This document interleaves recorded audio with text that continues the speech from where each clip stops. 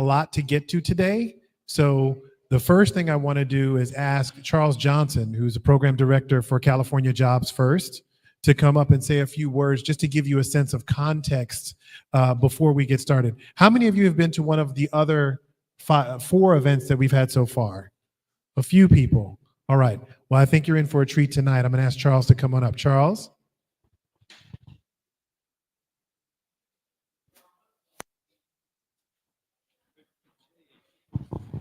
Hello, everyone. Thank you once again for coming out. I feel like I've said this probably about 50 times, and I know Linda Kelly, you can probably, repeat most of what I'm about to say here. Thank you again. She's on her fifth of all five, so thank you for coming out and everybody else for coming out. I'm Charles Johnson, Program Director of California Jobs First. I apologize for reading, but I'm getting older, I'm forgetting stuff. I don't know why I'm pretending like I can see this without my glasses.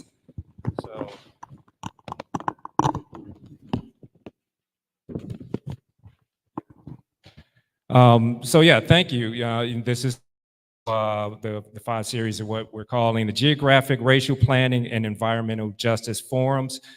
This was not an event planned by the state of California, but an event planned by the constituents here in Los Angeles County.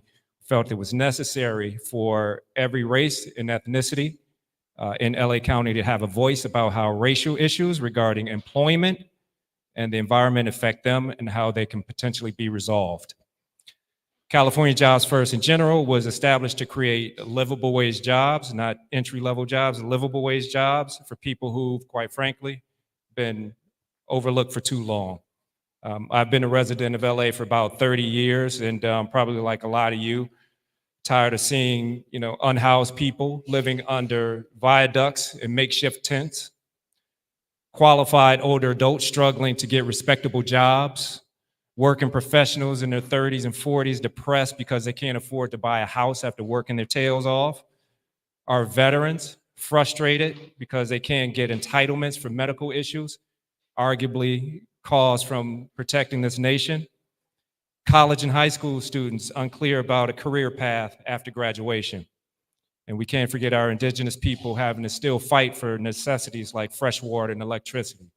It's just not acceptable. I'm African American, obviously, but I don't want to just focus on my race's issues because it wouldn't be fair to the many other races out there that are in need. But my point is, we can all do better.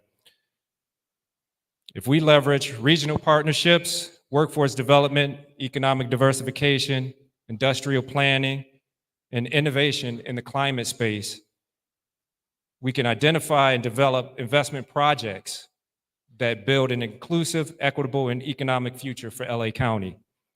This is going to require the stakeholders to be upskilled and reskilled in growing sustainable industry sectors that we'll be talking about later on: aerospace, bioscience, construction, transportation, healthcare.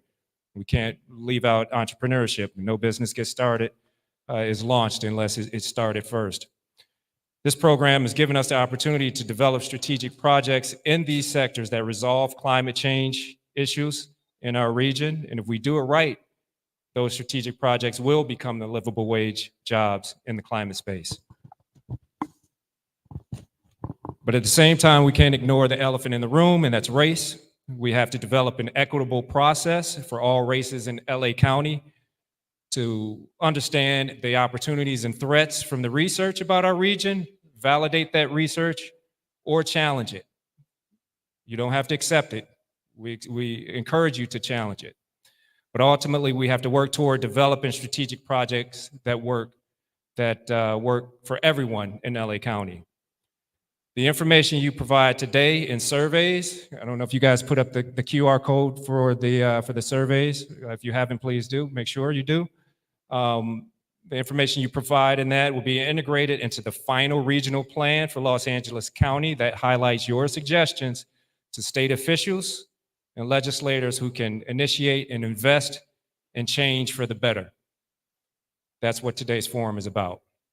So on our agenda, as Jay kind of spoke, we're going to have summarized reports from work that the stakeholders in California Jobs First program have already done. You'll be hearing information on that. We have guest speakers, Stella, please tell me you're coming up. That's our environmental justice expert. She's fantastic. We have time for the breakout room sessions, the question and answer periods, and we have some amazing food, so stick around for that as well.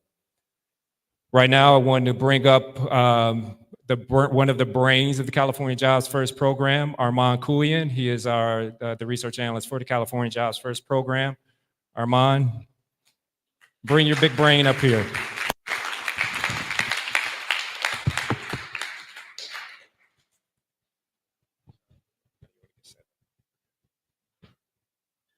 Do you guys have a stand for him? Yeah, sure.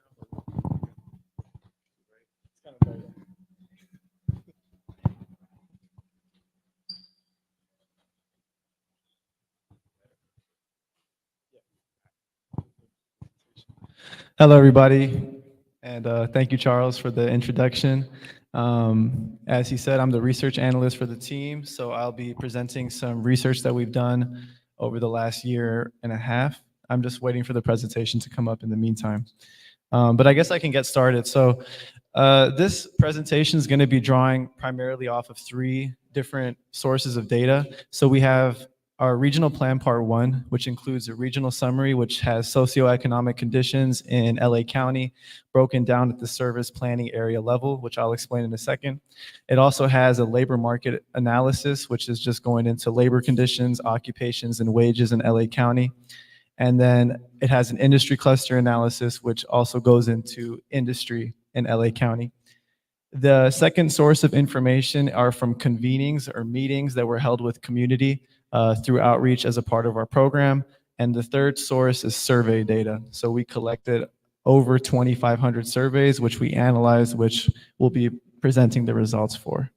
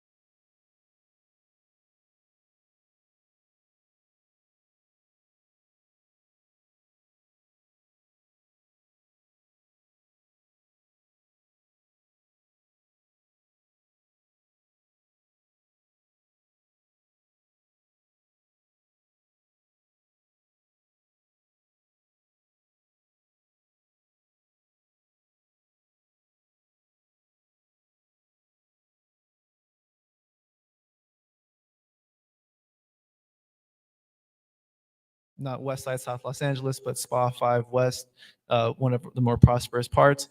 54% of the population, over half of the population, has bachelor's degrees.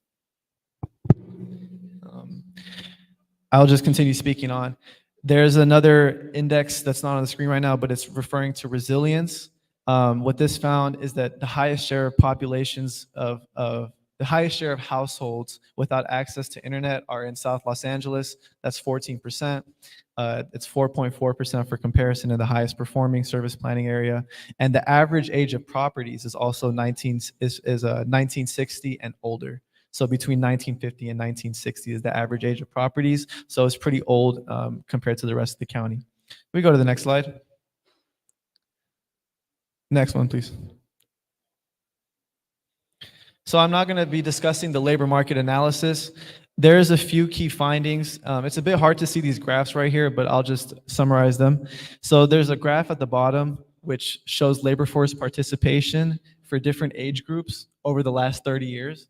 The key takeaway is that people that are under the age of 19, so 16 to 19, are participating in the labor force at almost half what they were 30 years ago. So we had twice as much 16 to 19-year-olds either looking for employment or were actively employed 30 years ago. But on the flip side, we have a lot more older individuals above the age of 50 who are now currently involved in the labor force. So that's on the flip side. That does reflect that we have an aging population in California and Los Angeles County as a whole. The chart to the top just shows differences in labor force participation according to educational attainment. We see that there's 4 brackets: less than high school graduate equivalency, some college or associates, and bachelor's degree. So for individuals who have less than a high school graduate, we see that they participate in the labor force at a rate of 67%. High school graduates participate at 75%. Some college or associate's degree is 81%, and a bachelor's degree is 88%. So that's 20% difference between bachelor's degree and less than a high school graduate. So there is a significant difference there. So what are some challenges that we found to participating in the labor force? There's a housing crisis in Los Angeles, which we all are aware of. There's an issue with educational attainment, access to education that's relevant to individuals in different parts of the community. Childcare also comes up as a challenge. Transportation, commute times are ridiculous, and access to resources. Next slide. So the next slide is just it just has some quotes with some key takeaways. So they use this data thing, this statistic, which is called prime age. So that's 25 to 54, when the economist would really expect someone to be participating in the labor force. And they find that there's 72,000 people in LA County that are in prime age 25 to 54 that are not participating. So who makes up this group? 65% of these individuals, of the 72,000, are females, and almost half are Latino. So this goes back to something we identified in the last slide as it relates to the women or females and how they participate in the labor force. Our research found that foreign-born females are less likely to participate, but the opposite is true for foreign-born men, who are more likely to participate. A more pressing and perhaps relevant thing that they found that was more obvious was that women with more children are less likely to participate in the labor force regardless of marital status. So they compared the way that the labor force participation drops for men and women who may have one child. For women, it drops significantly, but for men, it doesn't change. And actually, it may have increased once a man has a child. So this points to a barrier, which is childcare. Are we providing childcare options that are affordable for individuals, for single mothers, or for married mothers who may have a partner in the house, but they have children? The second statistic is referring to labor force participation for folks that have disabilities. So we see that it's significantly lower among prime age and older adults who have a disability, but it does seem to have increased since the pandemic. The largest difference that we found between two groups in labor force participation, so this could be groups, it could have compared two groups racially, it could have been comparing groups of educational attainment, but the biggest difference they saw is between individuals who either have a disability or don't have a disability. That's the biggest difference. Finally, the last quote here is referring to differences among racial groups. So what the research found is that if you look at prime-aged individuals of different racial groups who have a college degree, participation is nearly 90% across Asian, Black, Latino, and white adults. However, if you look at lower levels of educational attainment, specifically those lacking a high school diploma, the rates vary a lot and it gets a lot lower. So once you look at individuals who have less than a high school diploma and they're Latino, it's a 74% participation. And if you look at Black individuals who do not have a high school diploma, it's 48%. So the recommendation from this analysis was if you eliminate educational attainment gaps, that could close racial gaps in participation. Next slide.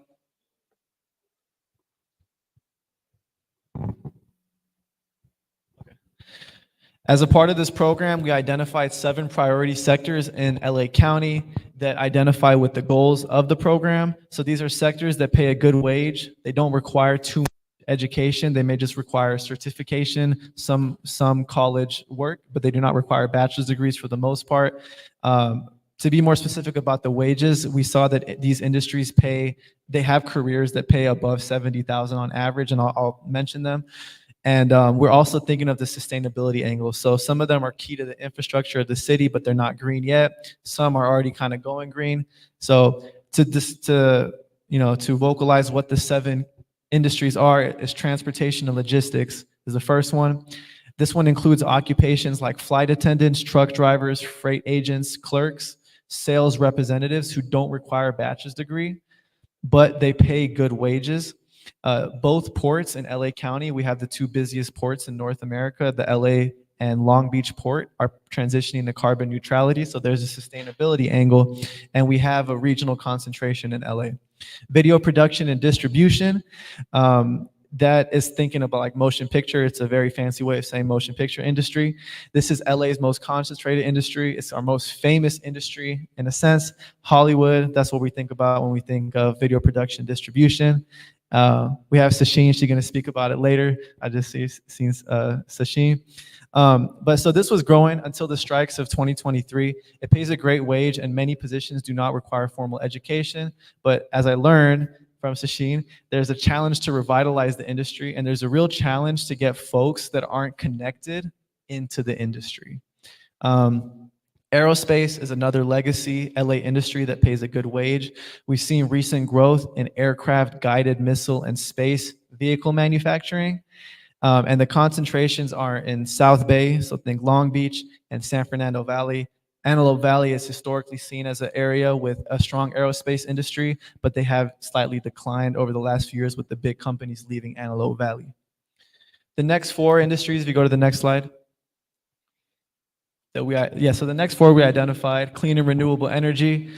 This is something that's growing across LA County. It's not a very large industry in LA County at the moment, but as our cities and counties, state, nation, world transitions to a cleaner economy, cleaner energy sources, renewable energy sources, this is going to be growing as well. So we have some good careers here paying $80,000 on average. I like to say on average, so maybe not the starting salary, but on average. Occupations like electricians, clerks, installers, telecommunications employees that don't require 4-year education, 4-year degrees. We have healthcare, which is another strong industry in LA County. It's the largest industry in the county. It pays a good wage, and it's increasingly important. As I mentioned earlier, we have an aging population. We see increases in home and outpatient care and mental health services, a lot of certificate opportunities in healthcare that don't require a degree. Construction, which is kind of historically typically seen as a good career for individuals who don't have that much education, and it does deserve that reputation because it has good paying jobs that don't require bachelor's degrees, paying over $70,000 on average. There's a push to have green construction initiatives and green buildings, so that's becoming increasingly important. And we're thinking about occupations like carpenters, plumbers, fitters, clerks, drywall, AC installers.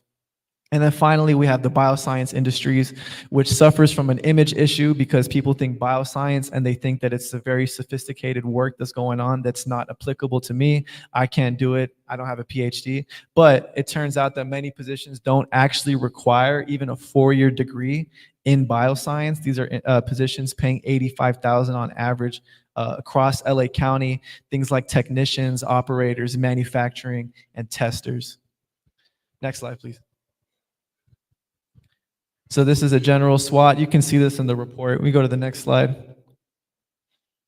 You can keep going. You go a couple. One more. Thank you. So I'm going to quickly go over the key challenges and opportunities from the convenings. Like I said, we had 50 plus convenings that was held from organizations which were contracted by our initiative. They found that there's some economic and social barriers in LA County and workforce and community issues. So just to touch upon some of the economic and social barriers, there's a need for capital and technical assistance for disadvantaged businesses. There's a lack of hyper-local training programs and coordinated employer matchmaking. And then, of course, there's the things that we all may be familiar with: housing crisis, high inflation, systematic racism affecting education, employment, health, and well-being, and the digital divide, as we mentioned earlier. Workforce and community issues. There's a lack of job training and education for older adults, non-English speakers, and marginalized communities.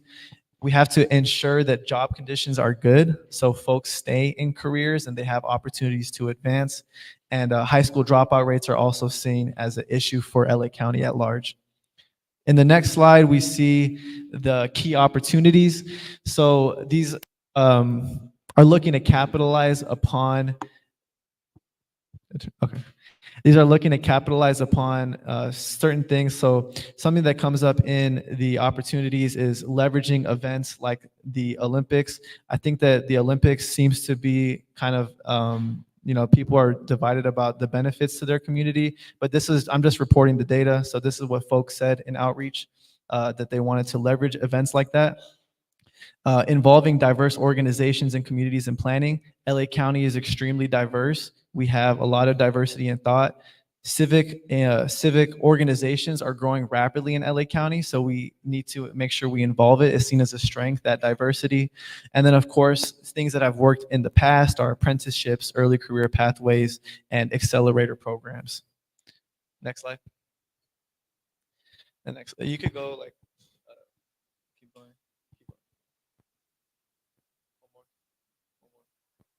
One more. Thank you.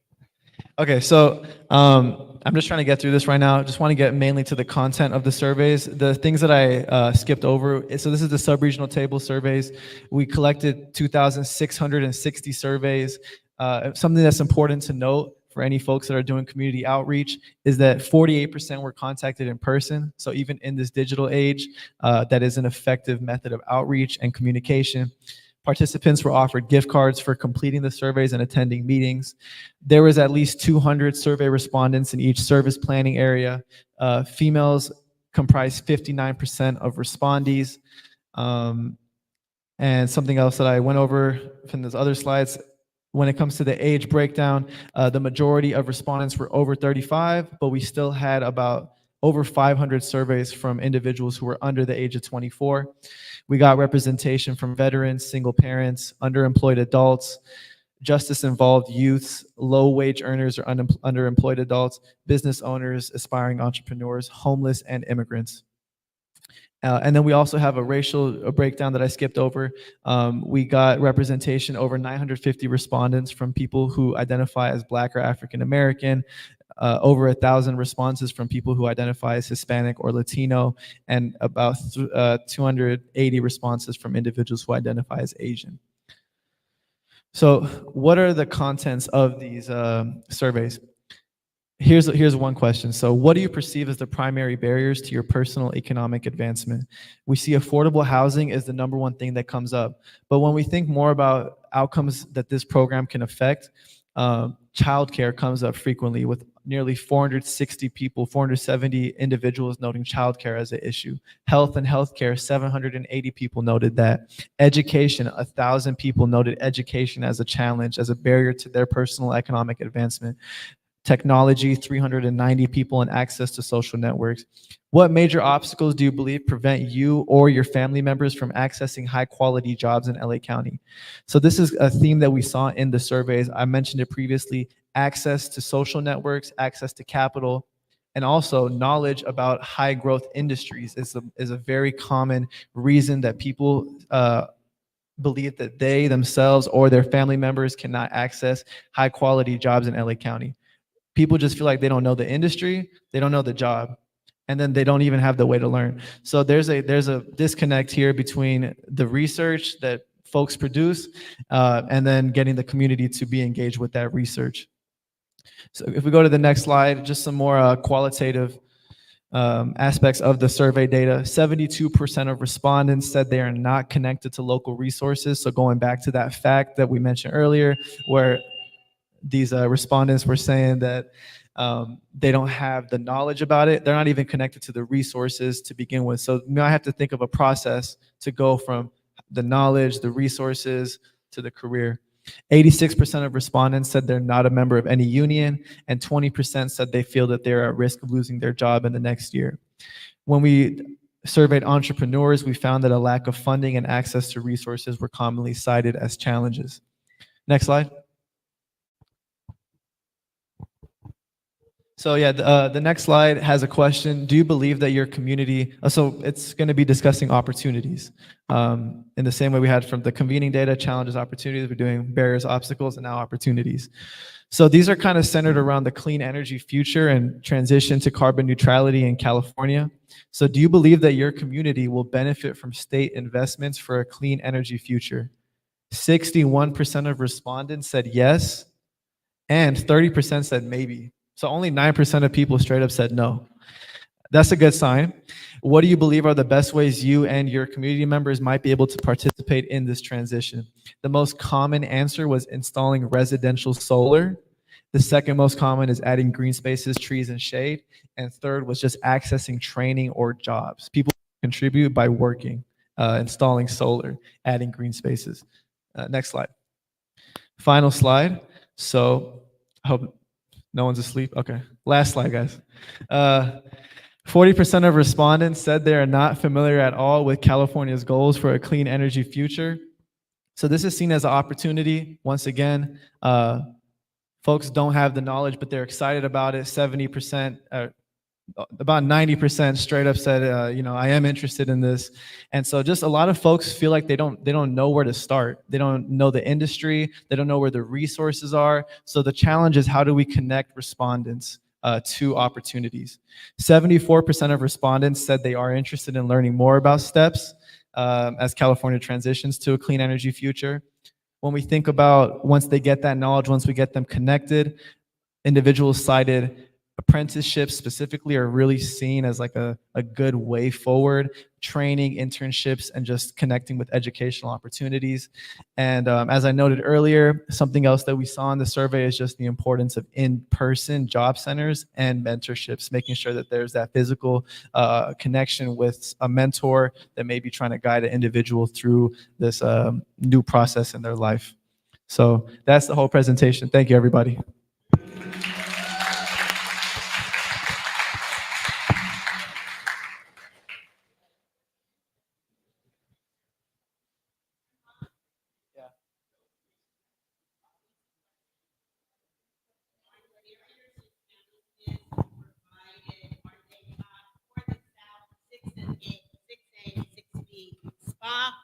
Were those region-wide?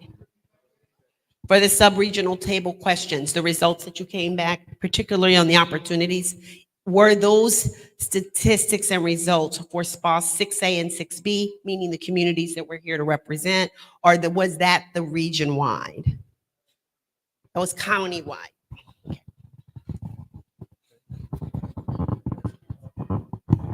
Okay, my question is this. I was born and raised here in LA. And this is where LA went wrong. You have to start with the educational system. I was in LA Unified when it was a real school district, where students, we had what they call a major or emphasis on what your track was going to be. We went from junior high. When we left junior high, we had an emphasis of what we were going to do in high school. They don't have that now. They closed down the public schools, took the system out of the public schools, and gave it to charter schools. So now you have more kids in charter schools than you have in public schools. So public schools are not doing anything for these children but warehousing them. All those systems you talked about, as far as being able to have access, we had access to that. The reason why you have, because I started at a McDonald's job, okay? I was 16. You have 35-year-old grown people taking young people's jobs. So they're not able to even get experience. That's what's happening. We used to have, Goodyear used to be a major industry in this city. Goodyear's been gone for 50 years. What have the politicians done to bring industry into this city so people could have some place to work? So all I'm saying to you is, I don't know what years you're getting this data from, because when I was growing up here and when Tom Bradley was the mayor, we didn't have these issues. Ever since Tom Bradley stopped being the mayor, and you concentrate a whole lot of poor people in one area, you get those statistics that you're reading off now. So it's not so much as you're collecting the data. You're talking about correcting 50 years, and then you want to bring in new industry. In what high school or any of those programs you talked about are in this area? Where are the programs at? Even in the public school, where are those courses that are going to lead these students to be able to access aerospace, which is going to take engineering? What high school around here has an engineering program in it? So you got to start with the systemic stuff. And I may be getting a little heated because I've been seeing Los Angeles decline. My family's been here over 100 years, and this is in the garbage can. We can't get trash picked up over here. And you talk about carbon neutral and want to be clean. Are you kidding me? So I get these stats, but you got to start with some basic stuff. And if you want aerospace, because if Elon Musk takes that SpaceX from over Hawthorne, what are you getting ready to do? So I could go on. No, thank you for that. So one of the things that I want to make sure isn't lost, because we're going to be talking about race and region today, is the fact that these challenges that Armand laid out didn't come from like out of the blue overnight. These are things that are the result of decisions and choices and an evolution that has happened over a period of time. What would be really helpful, so if you yourself are either affiliated with LAEDC or this initiative or your own nonprofit, please raise your hand and look around. Look around. Right? All these people here are trying to work on this. So what would be really helpful throughout the day when we have Q&A and when we, get to eat together, please make sure you introduce yourselves to each other and call it like you see it. I see Dr. Dorsey over here, been working with people for decades, right? Like, please talk about the specific challenges in the same way you did. And thank you so much for your comments, right? Because in order for us to make sure that our various initiatives are going to be effective, we need to start with what's real, right? We need to actually help people where they are in the situations they find themselves in. So thank you again for the comment, right? And we're not done with that conversation, okay? Okay. Any last Q&A? Because I'm supposed to be bringing up somebody who is actually going to talk about some resources, and I don't want that to get lost. Hello, I'm from the Chinatown Service Center, and we are a nonprofit CBO that works primarily with the elderly and immigrants in SPA 4, Metropolitan Los Angeles. So I just this morning came back from a homeless outreach helping the homeless individuals apply for benefits in California that will allow them to live with more dignity than they are afforded by our system. And more so when because we are a sub-regional table lead, and we held a lot of surveys of our constituents in our area. Right. So a lot of the people that we help are elderly and non-English speaking. So how much of this data is biased towards those who thought that they have more of a voice and who speaks English? So that I feel like a lot of my constituents, and this is really heartfelt, when I asked them, translate it word by word of the survey in their own language, that this is the first time they've heard someone ask them these questions. And it's first time they felt seen and felt that the opinions mattered. So I remember that when we were doing the survey, we had languages surveys translated in Spanish and Korean. And I just wish that with all of, because majority of us are working here as CBOs, that we could provide more surveys in multiples of languages so that we can get opinions from people who felt like they are not heard, right? 10 million people in Los Angeles, 60% of them are Latinos and Asian Americans. Majority of elderly people in those populations are monolingual in a non-English speaking language. So it's time that we provide more resources and opportunities for them to voice their opinions so that they don't feel like they're left behind by a sustainable future, and rather they're participating in it together.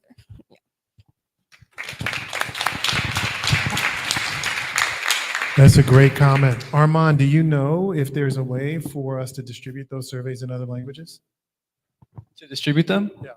Well, we have a translator service. So when it came to the translation, the process for this is that sub-regional table leads, which were the 90 that were contracted to do the survey, they were allowed to make a request to our administrative team, and we would then send the survey to be translated to another language. So when it comes, just to give some quick data, the majority of the surveys, like I think only about 100 or maybe 200, 100 to 200 were from the Spanish version.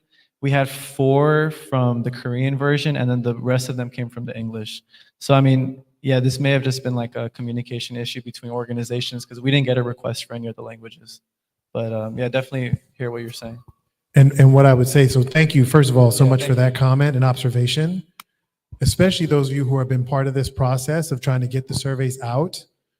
If there were logistical impediments that made it harder for you to reach your constituents, please let us know, because part of what we're going to do when we kind of wrap up and round up all the information and the insights is we will also talk a little bit at least about process to make sure that when it comes to data collection, we can do better as we move forward. So thank you for that. Yeah, thank you. All right. And thank you, Armand, for the overview. Thank you, everybody. Okay, so I don't want to bore you with a lot of information before we get to conversations, but this next bit of information is really important. I want to introduce Luis, if you would come on up. One of the things that we realized as we started these events is that we didn't really talk more about the context in which all of this stuff is happening and some of the resources that are going to get freed up and made available to folks who are doing social impact work. And Luis has really been on top of this all along and has been working in the community for quite some time. And so we asked him to share that information with us. So I'm going to give you the mic. Thank you so much. Like you said, my name is Luis Portillo. I'm the president and CEO for the San Gabriel Valley Economic Partnership. I'm also on the steering committee for the Los Angeles County California Jobs First program. So I wanted to come by and talk today. I have a brief presentation about some of the funding opportunities that are coming up. Because ultimately, as much as we want to talk about some of these issues and kind of vent, unless somebody's willing to dedicate resources to it, nothing's going to change. And that's where this whole thing started. Back in about 2022, the state decided, hey, we want to address some of these challenges, and we want to dedicate $600 million for communities to develop programs, to look at what their economies are focused on. Because as much as we may talk about how California's economy is the 5th largest in the world, look, we don't have one economy. We have about 6, maybe 10 different economies. There's the Bay Area economy, Central Valley economy, LA economy, Inland Empire. So it's all those areas. Do we have the presentation on? And so the state pretty much said, hey, we're giving $600 million to do this work. They broke up the state into 13 different regions. LA County was one of those regions. They said, hey, we're going to give you guys $5 million for planning. And so what that means is we took that money, we started doing a bunch of research, getting better understanding of what exactly the economy of of LA County looks like, what are the industries that are growing, and there was a couple of criteria that the state said we want you to focus on. We want you to focus on industries that have good paying jobs. We want you to focus on industries that are going to be complementary to our climate goals, meaning they're non-polluting, and we want you to focus on industries that are going to be growing. And so based off of that, the group took it and identified 8 key industries that said, hey, these are the industries that we think for LA County provide the most opportunity, make them have the biggest potential for growth, and we want to focus on. So that was the planning part. What's happening now is we're finalizing the second part of the plan, which is, hey, what ways can we enhance and support those industries? And that's why your voice is critical right now, because you want to make sure that if there are certain industries that you want to target, that they can be included in that plan. Because if they're not, it's not going to get funded. So somebody said, this place has, let's keep going through the slide or start. This place has about 20 black businesses, but retail isn't one of those industries that we've identified as, hey, we want to support for growth. But other places in the state have gotten funding for those types of programs. So we want to make sure that whatever plan we have is crafted in such a way that it shows that or at least provides the flexibility to fund those types of programs. Because you could say, hey, here's what we want to do. So I would say, take a look at what they're putting together and make sure that whatever plan you have in mind, that plan at least provides the flexibility to do it. So let's keep going a couple of slides over. So these are the 8 industries. So clean energy, aerospace, transportation, logistics, bioscience, construction, healthcare. Let's go, next slide. And so, as I mentioned, this is what happened. So they gave us $5 million for planning. Then they gave us another $14 million for the pre-development known as the Catalyst program. Of that $14 million, $9 million is available to fund programs. And that's going to be coming up available, I think, as early as September. So in about a month or so, applications are going to start coming out asking, do you have an idea? Do you have a proposal that you want to submit on how to target certain communities and making sure there's economic opportunities? Now, my frustration is that's enough for LA County. We got 10 million people. And this is where, point blank, we kind of got screwed. Because, as I mentioned, the state was broken up into 13 regions. One of the regions, let's pick the other ones, is Eastern Sierra region. It consists of about 7 counties along the Nevada border, kind of the Lake Tahoe area. 7 counties, large number of counties, but they have about 200,000 people. So they were given the exact same amount of money to do their planning, to do their funding, as LA County was, that has 10 million people. So when you look at that, it's frustration. But that's where it's important, because I hear some of the frustrations here, and our leaders need to understand, like, hey, here, we're not getting our fair share. And so, but anyway, so we want to really go above and beyond and get as many applications as possible. We want to be requesting, we want to be able to go back into the state and say, hey, we got requests for $50 million worth of programs, and you're telling us we can only have $9 million to work with. We need you guys to, one, we know some of those other regions aren't going to use up their money. We need you to take that money that goes in, give it to us. We have more than enough requests for it. And so that's where it's going to be critical that we leverage our state assembly members, our state senators, our supervisors, our congressional members, calling the administration saying, hey, we need to get our share. But in order to do that, we need to make sure that we're not only using up all the money that's been given to us, we're going way above and beyond. So, and then the other slide, a pot of money that we have to deal with is the implementation phase. The governor, the state has approved $150 million over 3 years, so $50 million this year to fund programs, but that's going to be available for anyone throughout the state. But again, those are going to be the critical efforts. So right now, I want to talk about a couple of the pots of money that we have to work with. So the $9 million one is going to be coming up. We're going to be getting word as what type of, is there funding limits? Is there a limit how much you can ask for? Is there, how many requests you can submit? But the sense is we want to get as many of those submitted as possible. And those will be coming up in September. Those will go before the LA County Steering Committee, which is made up of community-based organizations, of labor groups, all those folks, and they're going to look at them and then identify a certain number of projects that they're going to send up to the state to get funded. Next slide. And there's 2 types of projects that are going to be funded out here.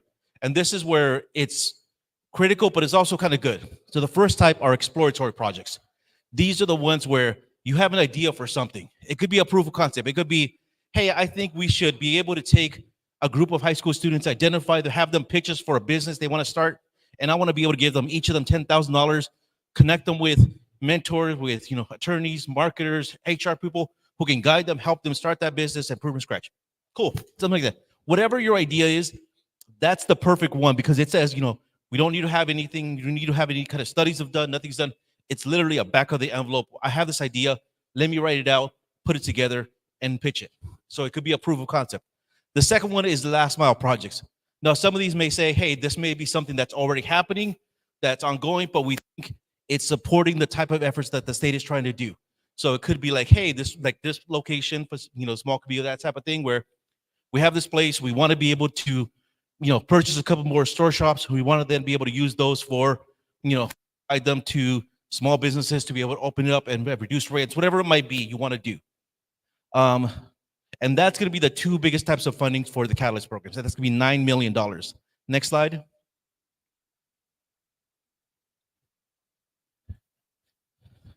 And then the last one's going to be ready to go projects. And that's going to be the money, that $50 million that's coming from the state, where they're saying, hey, we're looking at pretty much comprehensive projects, something that's ready to go, something where a lot of the permits have been done, a lot of the feasibility studies have been done. You've identified other funding sources, but you're still needing some additional more money, or we're waiting on approvals on some things, but you're looking at that. And that one's going to be the big competition one. Next slide. So some of the stuff that could get funded for some of the feasibility studies, it could be, purchase land, do studies, establish revolving loan funds. Next slide. The one thing that catches me on here is, again, developing a new pilot or demonstration project program. Because sometimes we have an idea and we say, I just need to show it works. I need to prove to you, look, if we can do this, it'll work, it'll be successful. Let me do it on a small scale, and then we can expand it out big. But I need the money, that seed money, to be able to do that proof of concept. That's what this provides. If you want to say, hey, we want to work with an existing program that's already existing, that we think if we expand it out, we can do a lot more, that's what this money is funding for. So let's go.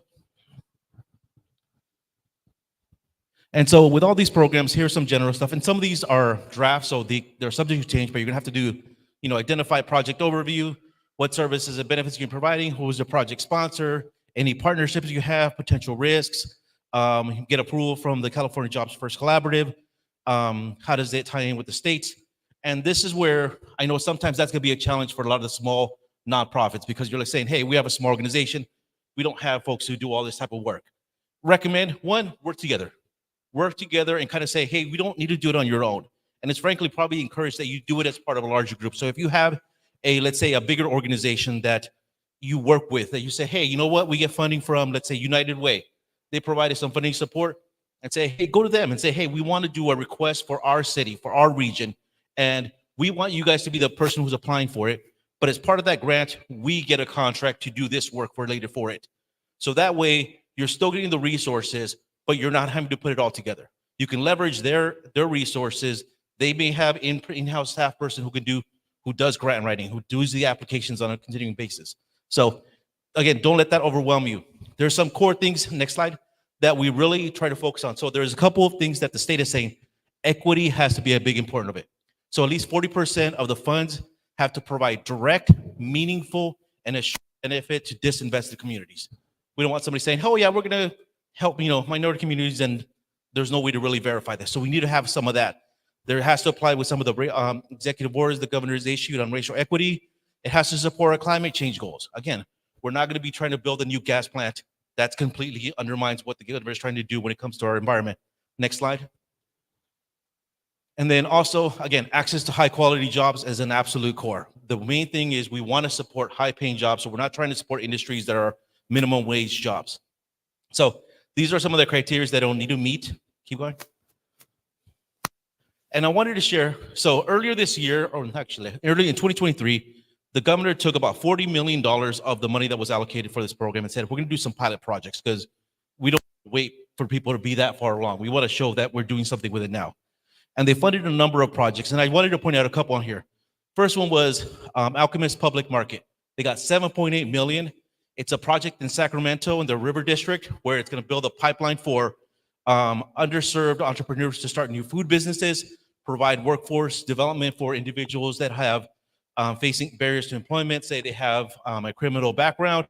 And then, but again, they want to try to attract a place where they can really provide access to food, access to entrepreneurial opportunities, and really kind of grow that space.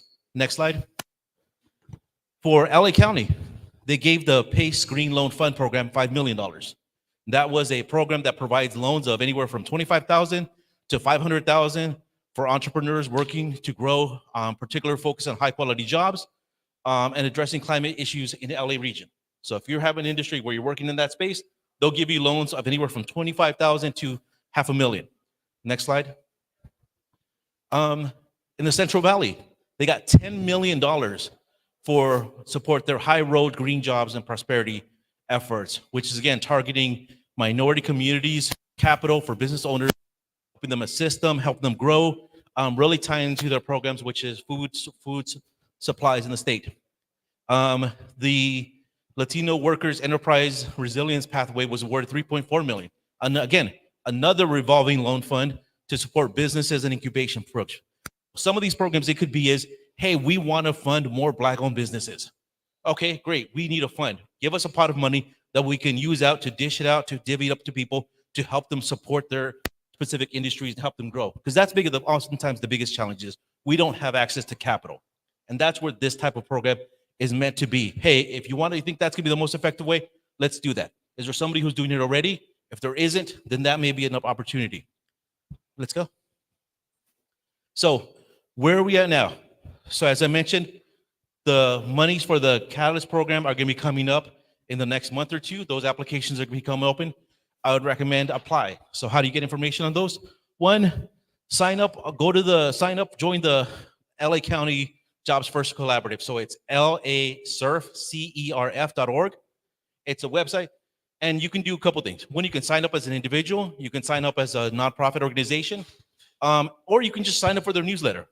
Anything times where these requests go out and say, hey, applications are being accepted, it's going to be sent to the newsletter. So if you want to be aware of it, that's a great place to do it.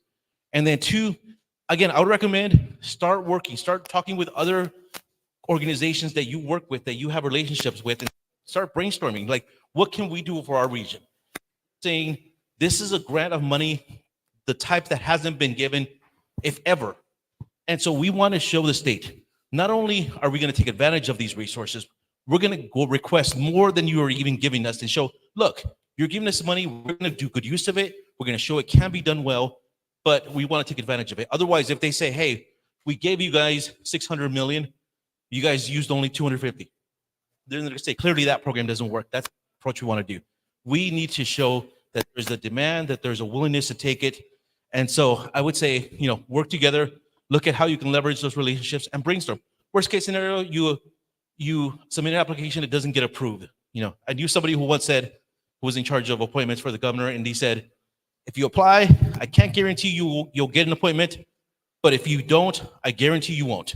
And that's kind of the same thing. If you apply for this funding, I can't guarantee you will get funding, but if you don't apply, I guarantee you won't get any money. So I would say, wanted to kind of make you aware of some of those areas that are coming down, because ultimately this has been a program that's been 2-3 years in the making. We're finally getting to the point where, okay, here's the money. Let's start getting the money out to the communities. Let's start getting it out to folks. And we wanted to make sure you're aware that that's coming up pretty quickly, and make sure that you have the information about that so you can take advantage of it.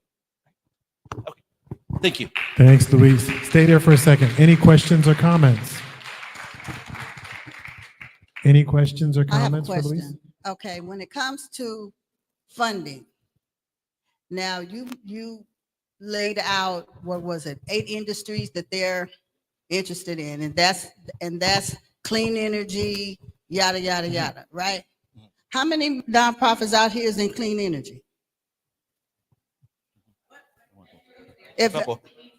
If you because they laid out the industries. Yeah, can you put that slide back up? The industry.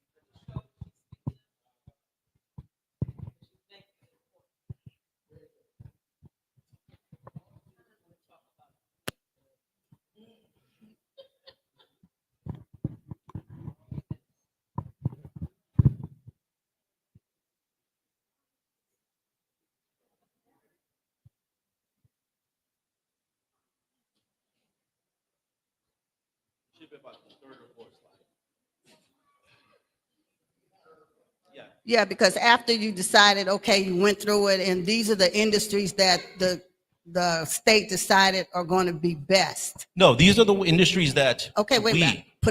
I just need to put the slides back. No, go ahead, go back. You passed it. Keep going. There you go. Okay, those are the jobs, right? That's the focus. Those are the industries that they said, one, these are good paying jobs. Okay. They're expected to grow and they support our environmental goals. Okay, again, those are the jobs. How many nonprofits in there are in those particular industries? Oh, so I would say 7 industries are going to be clean energy, renewable energy, aerospace manufacturing, transportation logistics, bioscience, video production distribution, construction, healthcare, and then we also listed financial strategy, which is meant to leverage that money. Everybody got that? So are you guys in those particular industries? Okay, well, then that's what I want to know, because when I apply for grants and those type of things, I don't know if any other nonprofits are having those. Most of the grants are geared toward those industries. Yeah. That's not where I'm at. But so if there's industries that you think should be considered, let the California Jobs First team know, because they need to incorporate that into our plan. Because if you're saying, hey, what other industries should we be on here that aren't on here? The California Jobs First team. So What I did want to say, good afternoon, everyone, is I'm in education. So education is fluid. So if that's what we need to do to get the money, that's what we need to do to get the money. Like, they're not going to come to us. We need to be realistic about that. They're not going to come to us and say, hey, what do you want to do? Childcare, whatever. That might be big for us. But if that's what's going to help people sustain and pay for that childcare, we need to educate them into this space.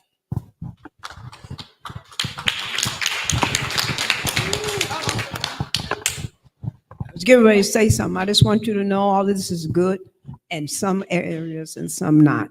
But at any rate, we have to celebrate what we have going now. I'm a Head Start school teacher. And then I saw the thing up there about the people coming from out of jail. See, they need help too, so what I'm thinking about is how, to be able to develop something for the people getting out of jail. Because some of them they're in there for life and some are not. We got to re-educate these people, bring them back home. Yeah, if you saw the program from Sacramento, they did have a component specifically for that. So I would say take a look at some of those, because I'm always big at, hey, if it works for them, let's just do it. Let's just copy it. I don't need to reinvent the wheel. So, but if we say, hey, we have a large portion of people who are got out of jail, but they still need to get opportunities, they still need to get training, they still need to get, then let's put something around them. Like, again, the state wants to kind of leverage whatever ideas people have. Yes, hi, my name is David, and I'm the founder of Tower Compost. So one of the things I've noticed there is that you're missing soil, like jobs working with compost and renewable materials, for example, right? Because it starts with the soil. We have all these things because we grow things, and it could be bioscience, but it's not really clear. It has to be very clear. Why? Because even though there is a mandate in Los Angeles County to compost, I'll tell you something, I'm still getting shut down from different parts in the city because waste management companies, because neighbors don't like it, because people are not really educated. And in my new place, I actually had to pay like over $1,000 for a permit just to have a compost pile, even though that it's already, it's mandated. You need to do this. And nobody's gonna pay over $1,000 just to have a compost pile in their backyard. So I believe that putting it out there more clear for people to choose, be like, oh yeah, maybe I can make compost, which is needed. So I would recommend that for the CJF team who's here, if we can look to how do we incorporate that into our plan and some of the other suggestions that were made. Any last comments, questions?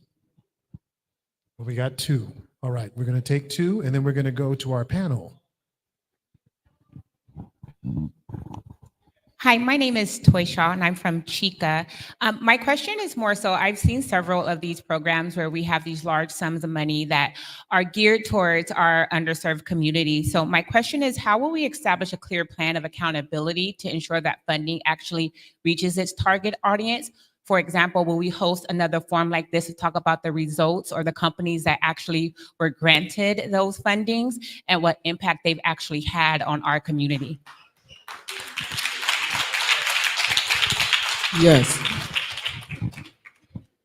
I think that's a great point. I think that may be something, again, we need to be looking at incorporating as we submit the applications, not just ask, here's how you're going to use the money, but how are you going to report this? What's your metrics are you going to use to determine if it's been successful or not?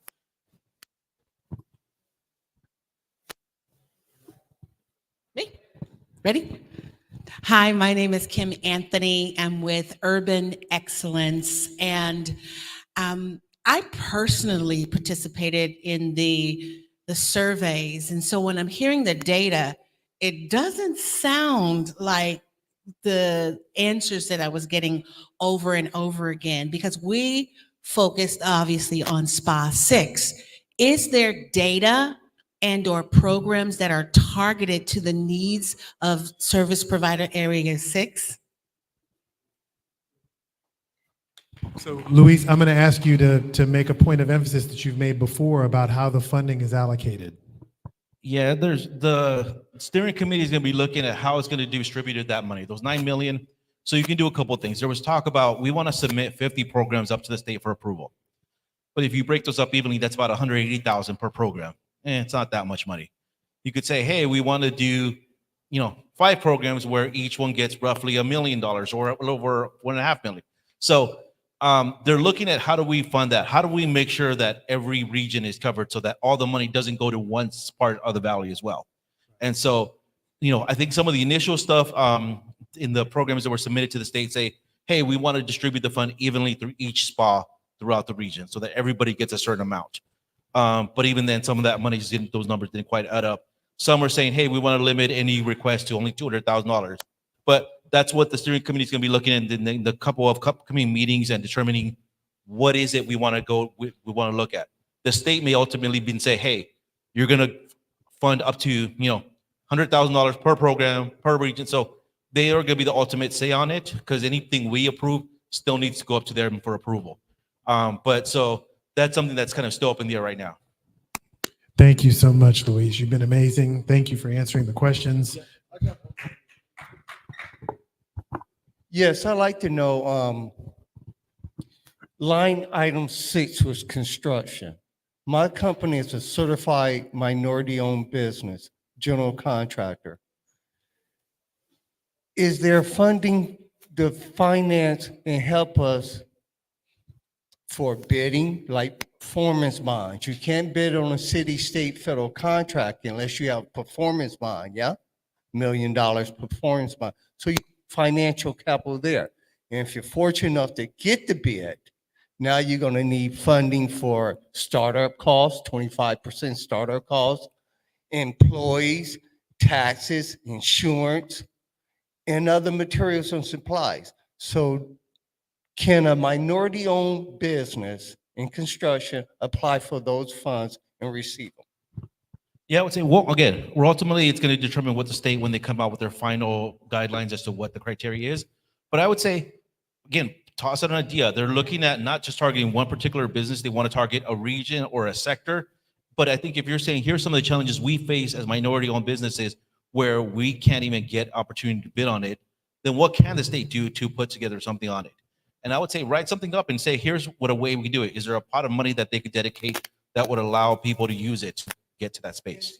The workplace readiness program is actually for high school students. I participated in the workforce program, and I had a job at Chevron in high school making $40 an hour. And my other buddies, male and female, working at McDonald's for $5 an hour. And that's where you may want to be, where there are some of those employers who are high-paying opportunities, and how do we target them, get them to create programs with them to create a pipeline of students coming from high school, students from community colleges, foreign institutions, to get them into those spaces. Oftentimes, that's going to be the biggest challenge. And I think when you look at a lot of folks specifically, in the higher ed who get frustrated because you're like, hey, I went to school for 4 years, I got a degree, now I can't get a job because they want someone with experience, but how am I supposed to get experience if nobody will hire me? And you're like, well, that's where the idea is that you're supposed to be getting internships throughout your process. You're supposed to be doing that type of work. But again, unless you know it, unless you have those relationships, like I wouldn't know where to go if I wanted to go. I would say I want to do an internship with AT&T. I don't know who I call. I don't know. So, and I think to the extent that we're able to help build programs like that and say, we want to take a pipeline of students and get plugged into those spaces, because what we find that we do that, about 30% of them end up staying on with those jobs because they get people, you work with someone for a while, even a couple of weeks, you like them, hey, they're great. I don't have to question. I already know how your work ethic is. Let me keep you on. And sometimes it's just getting to that connection, knowing what's out there. And so I would say to the extent that you have ideas on how that kind of program could be created, submit the request.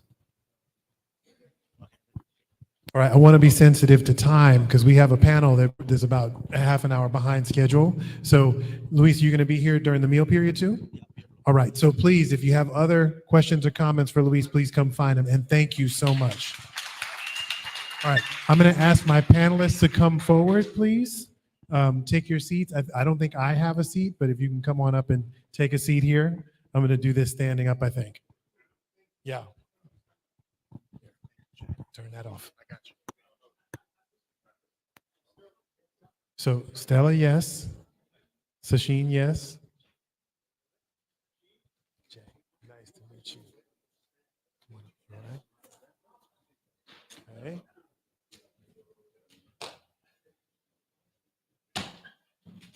Okay, you'll notice there are microphones in front of you. So if you move your seat, you're going to have to move the mic too.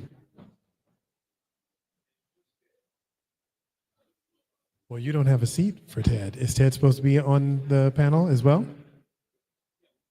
Let's give him a handheld. It's not Sterlina, so no. Sterlina, you're in the next one. Yes, it's Ted. Yeah, come on, quickly.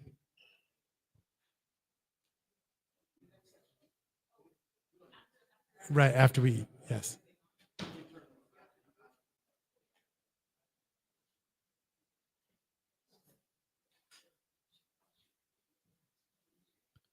Okay, so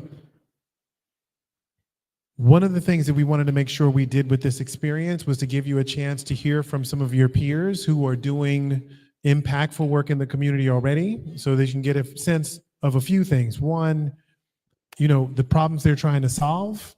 Two, kind of what they're observing and how they're going about their initiatives. And three, hopefully we'll have a chance to talk a little bit about what they've observed and what they've learned and what they can impart to you. So first, before we get into all of that, I'm going to just ask each panelist to introduce themselves.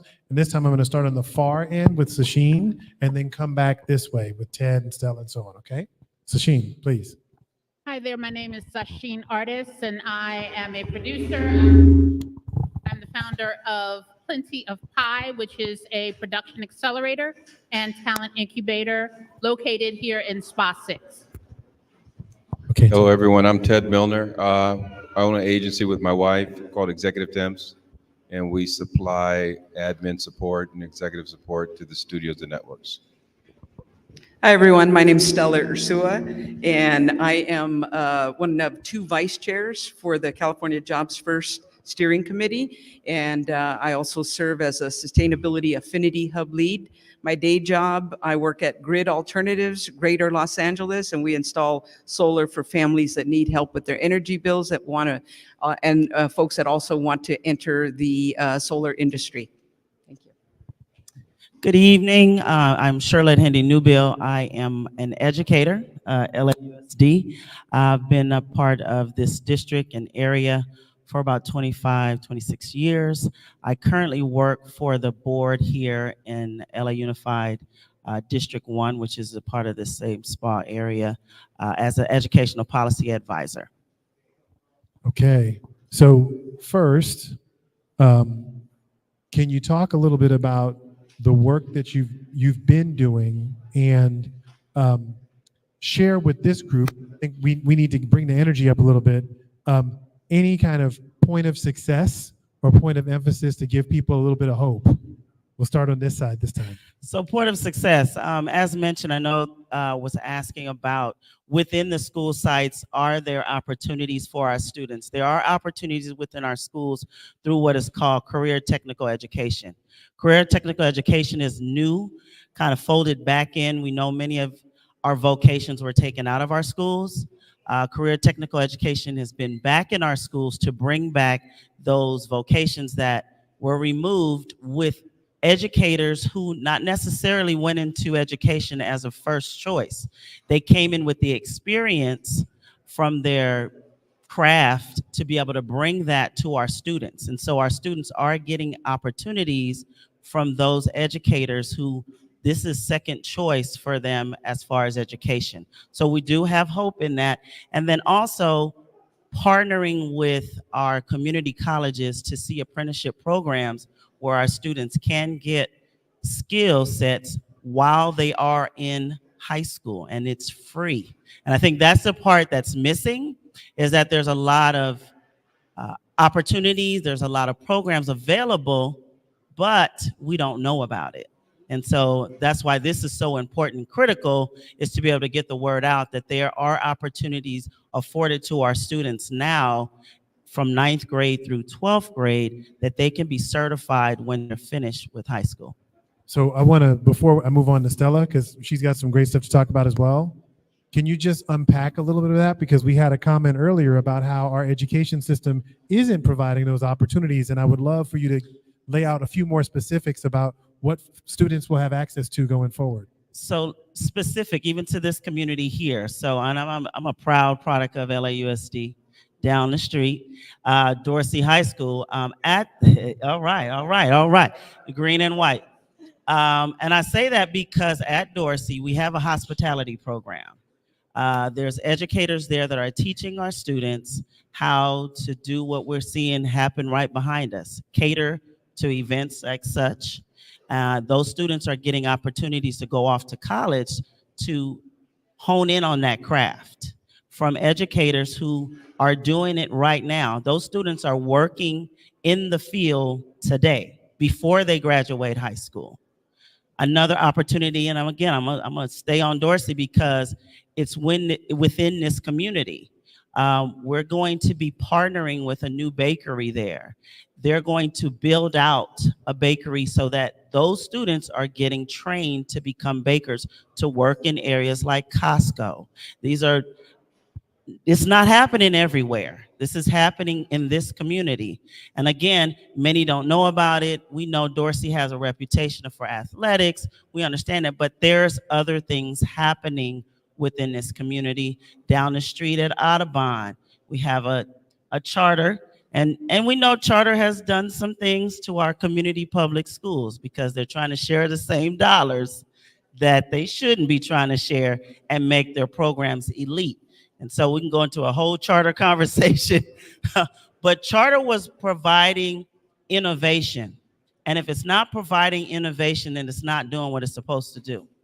And so there is one, music arts on Audubon's campus, which is Ivan. That program there is preparing kids to be able to go into music engineering, doing it right now. So there are programs that exist. Again, it's getting the word out there.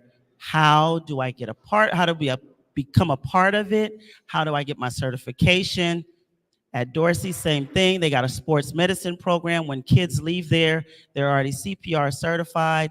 They're able to tape ankles. They're able to service on, athletic programs. So they go into college or certification program already skill set with certification in hand. So that's some examples of what's happening locally. And then I could expand out if people were out, there's teacher programs where kids are learning how to become child providers in high school today. So there are opportunities out there. Thank you for sharing that. That's wonderful. Stella. Great example, great stories. Thank you for that question, Jay. And so some things that we're really excited about is the fact that we're going to be doing even more solar. We're going to be installing solar for families that need help with their energy bills. We've already served about 3,000 families across LA County. We're getting more money to do more work. We're going to be installing battery storage systems now, right? We're also working on the clean mobility side, on charging stations, trying to connect folks to electric vehicles. All of those things are jobs. And I'm telling you, there's not enough folks out there that know about these jobs. We have been looking for folks for the past 6 months, 9 months, and it is really, it's like pulling teeth. But Stella, what if I need training? What, say it again? What if I need training? We're going to provide you that training. I'm telling you, we got a 13-week program to start out with, right? And we work with folks that have been formerly incarcerated, women that are down on their luck, that are, trying to get their lives back together for one reason or another. Youth, opportunity youth, folks that are looking to get into green industries. And so we've got the training, and we've got lots of partners that we're working with to connect you to other opportunities as well, employment opportunities. So we're really excited about that. We've already trained about 4,000 individuals across California. We're in Colorado, DC. We're even opening up some work, starting some work in Puerto Rico. We just trained a cohort of women to install solar over in Puerto Rico. So that's Love it. huge right there. So I just want to, I want to double click on this and make sure that the point is made.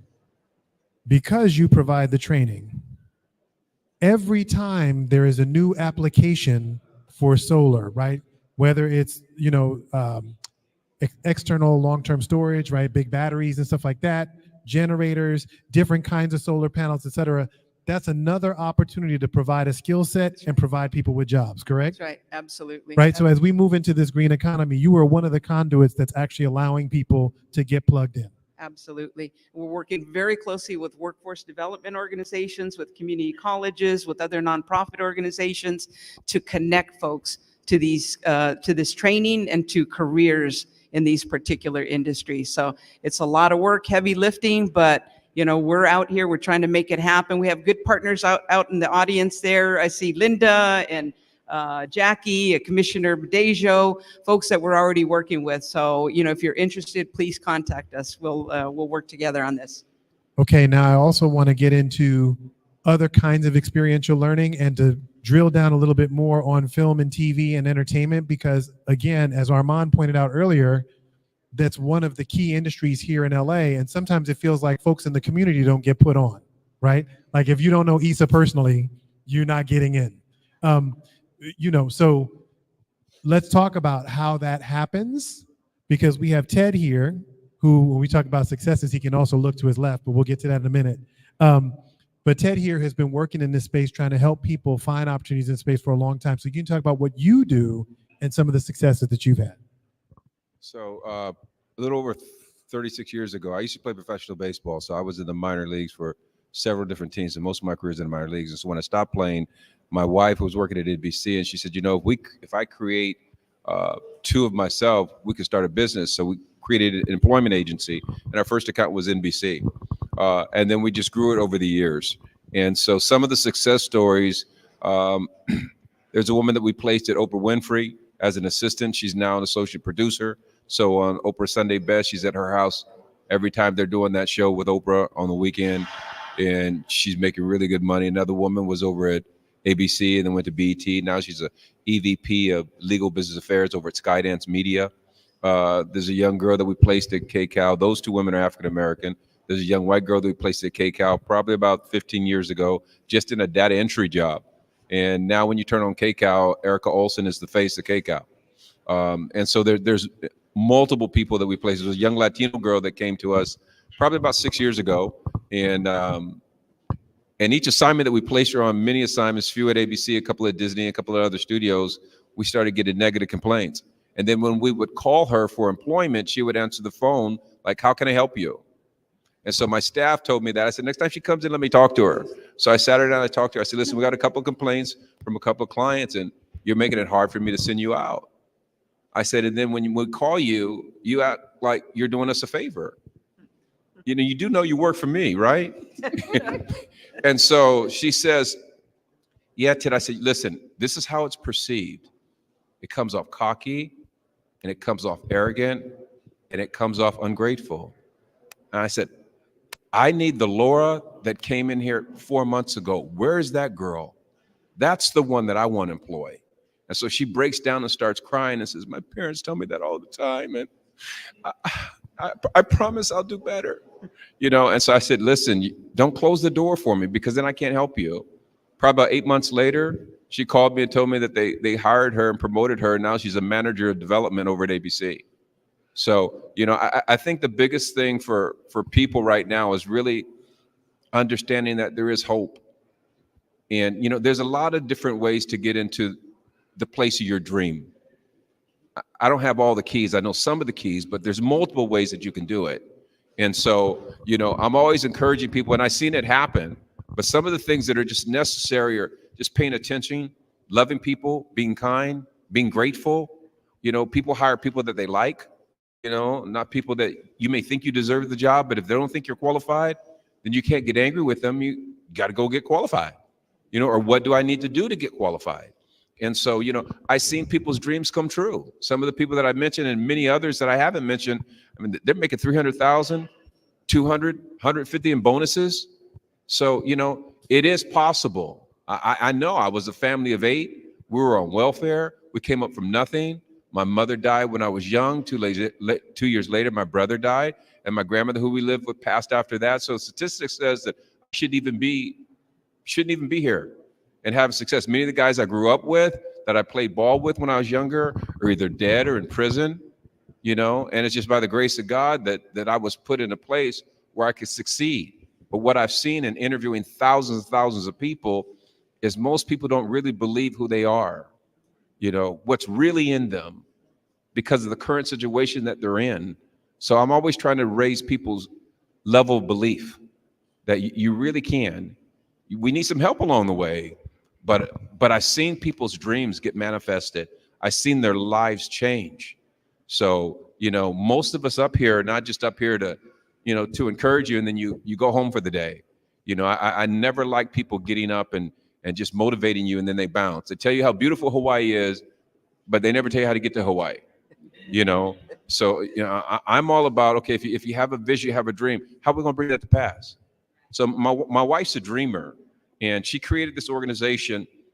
And I'm not going to talk too long, okay? But she created an organization called EICOP, Entertainment Industry College Outreach Program. She also created Executive Temps, but I ran it. So she created this organization, and under that umbrella of that organization is HBCUs in LA. So we go to HBCUs and we bring those kids here to intern within the industry. 90% of those students, for the past 10 years that we've been doing this, are now working full-time within the industry, the seniors. So when they come here, they're nervous, they're concerned about how do I navigate the space, but I've seen people's lives change just by being in the atmosphere and kind of learning. And I remember when it was a thought in my wife's head. I remember when she was calling, together we were calling HBCUs, and we couldn't get any of them even to respond to us, not even call us back. Now when she calls, president of HBCUs meet and greet us. We have a partnership with the White House team under the Obama administration. Every year they're wanting her to present from a dream, from a thought. So how important are our thoughts? And so the challenge is the enemy is always trying to destroy you from thinking and from dreaming, but your thoughts are powerful. We just need to put some legs to it and some faith to it and then get it moving.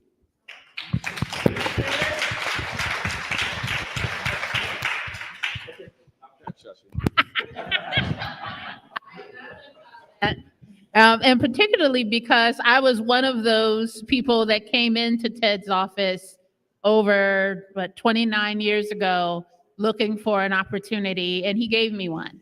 And he, I literally just, graduated college and said, oh, I'm going to come to LA and I'm going to get a job. And I could. And I ended up, coming to him, by God, by faith. And he gave me a shot, and he placed me at Paramount Pictures. And literally, like the first 3 months, all I did was stamp purchase orders. That was it. That's all I did. But 3 months later, a woman walked by my desk. I had been greeting her, and saying good morning, good evening every day. And she walked by my desk. She said, Sasheen, I'm leaving the company. Do you want my job?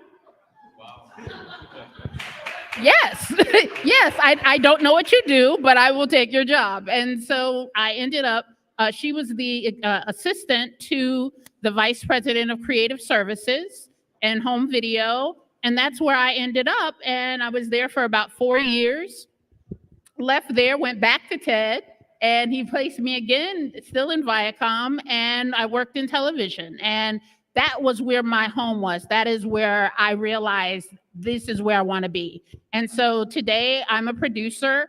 A couple of days ago, I won my 3rd Emmy. And, my experience is, I'm a only child of a single parent, grew up on welfare. I'm from Harlem. I'm from New York. But I came here with a dream. I came here with the idea and the expectation that I was going to do something. And it takes tenacity, and it takes learning and listening. And so I founded a organization called Plenty of Pie, which is a production accelerator and a talent incubator that helps emerging creatives, folks that, know they want to be a writer, know that they want to be a director, but, they don't know the business of the industry. And my responsibility is to show them and to help them navigate that. And we go for 12 weeks. We do it via Zoom. It's virtual. So, people can do it from Atlanta, New Orleans, Kansas City, anywhere in the world. And learn about the business of the industry, because you see how things are made. You see how things are made. You like the lights, the glam, but it's really about the business and understanding the legal, the accounting, the risk management, and the process to get projects greenlit. People need to know how to do that, because the only time you will see different things on your television screen, on the theatrical world, is when we are there making those decisions. And we have to be positioned to make those decisions. And the only way we can do that is if we know and get into the industry now and learn how to navigate it. So that's what I do. Okay, so I'm going to ask my first question that's a little bit tougher. So you've heard a lot of comments today and questions around access. And I think access is just one of the speed bumps that we run into when we try to invest in our communities, elevate people in our communities, and provide opportunities, right? Can you each talk a little bit about the speed bumps that you experienced today, how you think about them and how you address them? Wow, it's a lot of speed bumps, right? It's a lot of speed bumps. Pick your top 1 or 2. It's like, slow down. No.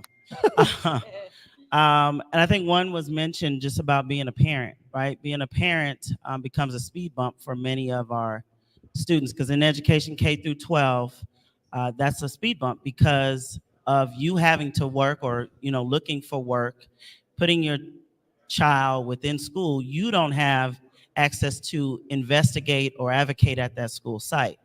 And again, it comes back around to understanding what your role is.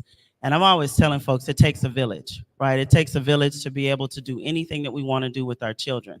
And you have to be able to connect with other families to be able to make sure that you're, available to get the access and information that you need from those school sites. And so I think, and that's just part of life, right? You're being a parent, having your child, and often you're on an island and you feel like I got to do this by myself. But I think that's something that's a speed bump for us, is making sure that we connect families together within our school sites and letting them know that schools are a safe space. And that's not always the case, because you come with your own trauma and baggage that you may come about school, because some folks is like, I don't like school. When I went to school, it was this, that, and the third. So I ain't going back up to that school. You go to that school. I'm not going to that school.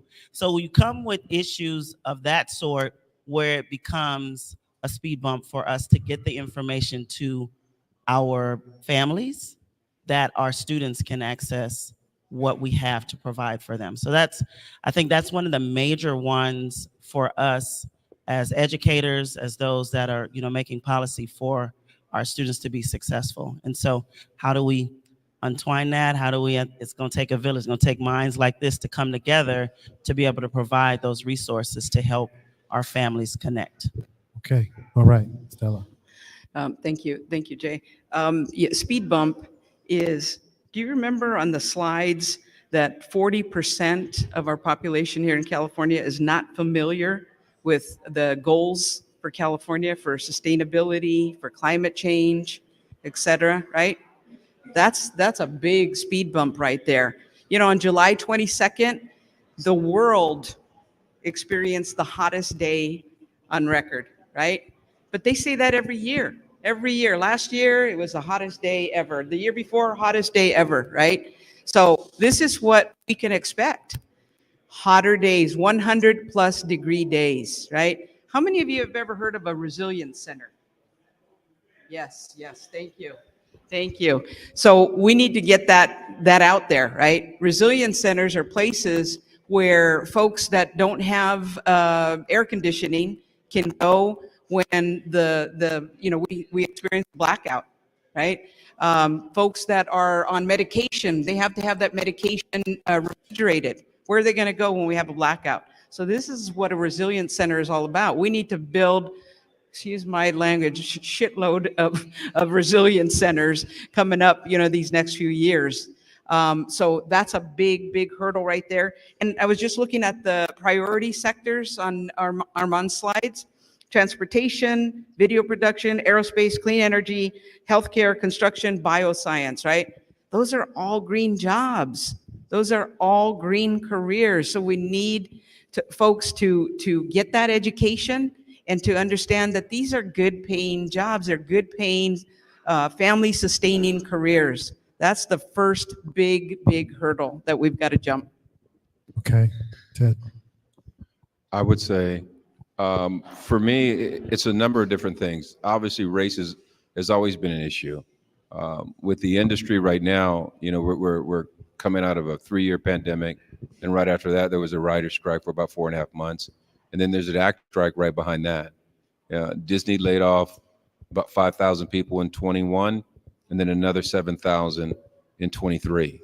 Departments that were departments of 8 are now departments of 4. Departments that maybe had a marketing division for feature and one for TV, some studios are merging those departments. So the industry in and of itself is challenging. As we speak, I believe in 25, we'll start to see a change. I don't think it's going to jump back to pre-pandemic, but if the studios are going to survive, they're going to have to get back to making movies. But I think the most important thing for me and for people in general is when times get crazy and just keeping your cool and believing God that you can have victory even in the midst of a storm. So, sometimes, I've had challenges in the areas of race because people will come in and they see me as a minority vendor. And I'm a minority vendor, but they see you as a minority vendor. And to them, a minority vendor means that if this area is the pie, I only get to play in this area because I'm a minority vendor. And so I stopped fighting that in the way I traditionally did. I stopped shouting. And so I learned different ways to maneuver around them. I mean, we had one account where I called all the people that I had placed there, and I placed many people that were full-time. And they always called me for the difficult assignments and for the top-level executives. So I would call the people that I placed full-time, and I would tell them, if you have a need in your department, if someone else in your department has a need, if the department down the hall has a need, make sure you request my agency. And so most of the business I did, like 80% of the business I did, was because it was repeat business from the people I previously placed. So, and people are faithful and people are loyal, but you just have to know that even in the midst of it being tough, it is still meant for you. And so we sometimes believe the lie that it's not meant for me. I mean, sometimes, you can tell by some of my language that I'm a Christian, and, I read a lot of scripture. And when I read in the Old Testament about King David and many of the other kings, King David would go to God and he says, should I go take that city? He says, go take it. I have it for you. But even then, he still had to fight. You know, he had to fight. So the things that you want, you're not just going to walk in and they're just going to give it to you. You probably may not have to chop someone's head off or cut off their arm, but you're going to have to stand. You're going to have to stand, and you're going to have to be aggressive and assertive in the vision that you have, because otherwise your vision will be taken and you'll see someone else wearing your vision. I don't know if this, okay, it's still. Yes, so right now, our industry is in a contraction, a very deep depression, where you will find not only are businesses consolidating and merging and verticalizing, so you do have departments merging with each other. You have less opportunity to get in front of people that can greenlight your projects. You have less opportunity to raise money to make your own projects. And what you have to do is think outside of the box. I always talk to my fellows, my cohort, about America is just one audience, but we are a global industry, and there are 8 billion people on this planet, and at least 6 billion of them have internet. So you have to think about, is my content only specifically made for this market, or can it travel? Can it go to South Africa? Can it go to Brazil? Can it go to Italy? Can it go to China? Think about your global marketplace and think about how you reach your new audience, because America is just one audience, but there are billions of people out there. All right. I know we are coming up on our meal time. How are we doing? 2 more minutes? 5 more minutes? 5 more minutes? Okay. So last question I'm going to ask you all, and we'll start with Sasheen and bring it back. Final word. So we're holding this here. We're in the what used to be called the Crenshaw Mall down here in the Crenshaw district, Lamert Park. This is where I used to get my hair cut when I first moved out here. Now I don't have hair, so it doesn't matter. But this community is very African American and Latino. And we were talking about Dorsey High earlier, which not only has a reputation for athletics, but also has a reputation for a certain demographic. And I think we all recognize that when we talk about these opportunities and the work that we want to do in different communities, that neighborhood, race, ethnicity, culture all matter in terms of how do we connect with people, how do we access opportunities, and so on. So my last question for you all is if you could just talk a little bit about a unique dynamic that might be at play, something that you take into consideration or try to address when you're dealing with people from our communities. Wow, that's a very broad question. Because I'm trying to give you some space to answer it as you see fit. I think the first thing people need to understand, particularly about the entertainment industry, a lot of people say it's who you know, and it's not. It's about who knows you, who knows what you can do, who knows what your skill set is. So when I think about, my people and, communities of color, communities of disability, communities of LGBTQ, communities that may be on the outside of the quote unquote mainstream, we have to think about networking and getting to know each other. We have to understand that in order to make, the next greatest movie, it takes 300 or 400, 500, 600, 700,000, it takes thousands of people to make that thing. This is not a one-man band. So you have to get to know folks. You have to, go outside of your communities. I work with a lot of folks in the public television space. And that space, public television is a very older, white, male, college-educated space. But you have to be comfortable in those spaces, and they have to get to know who you are and what you can do. Because when things come up, when opportunities come up, you want to be the first person. That's it.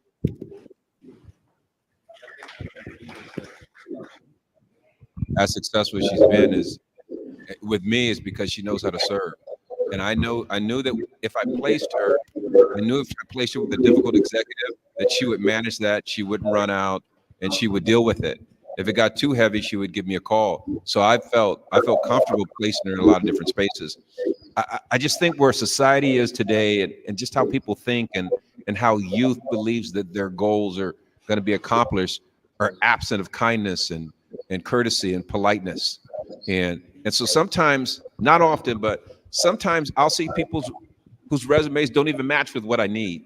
They don't have the skill set, but their cover letter is just covered with kindness. You know, I don't like it when people, and I would hide on LinkedIn. People would always tell me, you need to be on LinkedIn. I would hide from people because all they want is, they want something from me all the time. They want me to place them here. They want me to place them there. And it's always what they want, but they're never asking how they can help. And so volunteering your time and giving your time to people and give your time to community. You don't know who God's going to use to touch your life. But you don't need to have an attitude that it always needs to be for me. It always needs to be about me. In our HBCU program, we have 32 different HBCUs represented, and we have 90 students. Last year, we had 105 students. And so one of the girls came to me and she says, you know, I've been wanting to talk to you for 4 weeks now. And they call me Papa Ted. And I wanted to talk to you. And you know, there's always a long line. And I said, so I'm not worthy of you standing 10 minutes and waiting to talk to me? And so she looks at me and she's like, I said, you know, after you hear, because we'll bring big speakers in. We had like All-American, the cast of All-American last year. And then they'll have writers and producers, and a lot of people like that will come and speak. And, you know, they're fed and they're learning a lot. And they sit down, and I said, you sit down, you eat dinner, and then you get all this knowledge, and then you go to your room. I said, Stacy did this program, my wife, she did this program for you to have a vision, for you to have hope and an opportunity. You don't think she would love to hear how much the program is benefiting you? I said, are you enjoying the program? She said, it's changed my life. It's changed my view. I said, do you not think she wants to hear that? She looked at me, she says, I get it. I understand. You know, so show some kindness, show people appreciation, you know, and you can practice those things at home.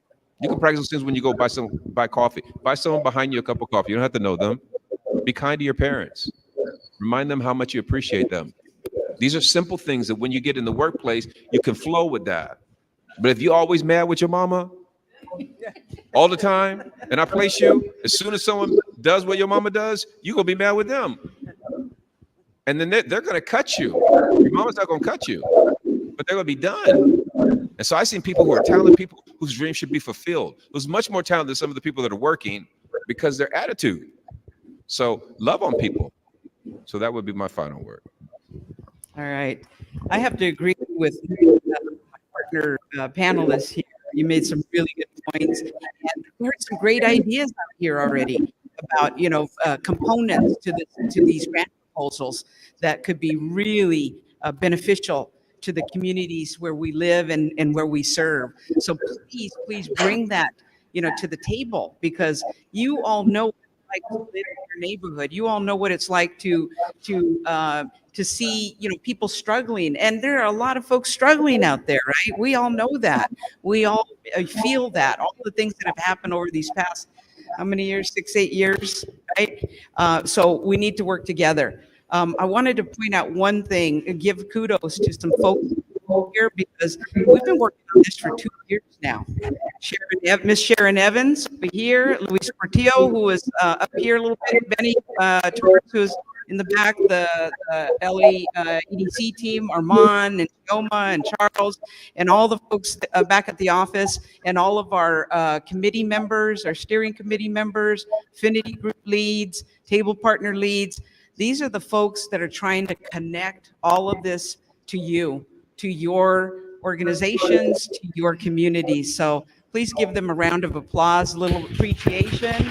Thank you. Final words. Education, as we know, it's the foundation. And I think it's really critical and important.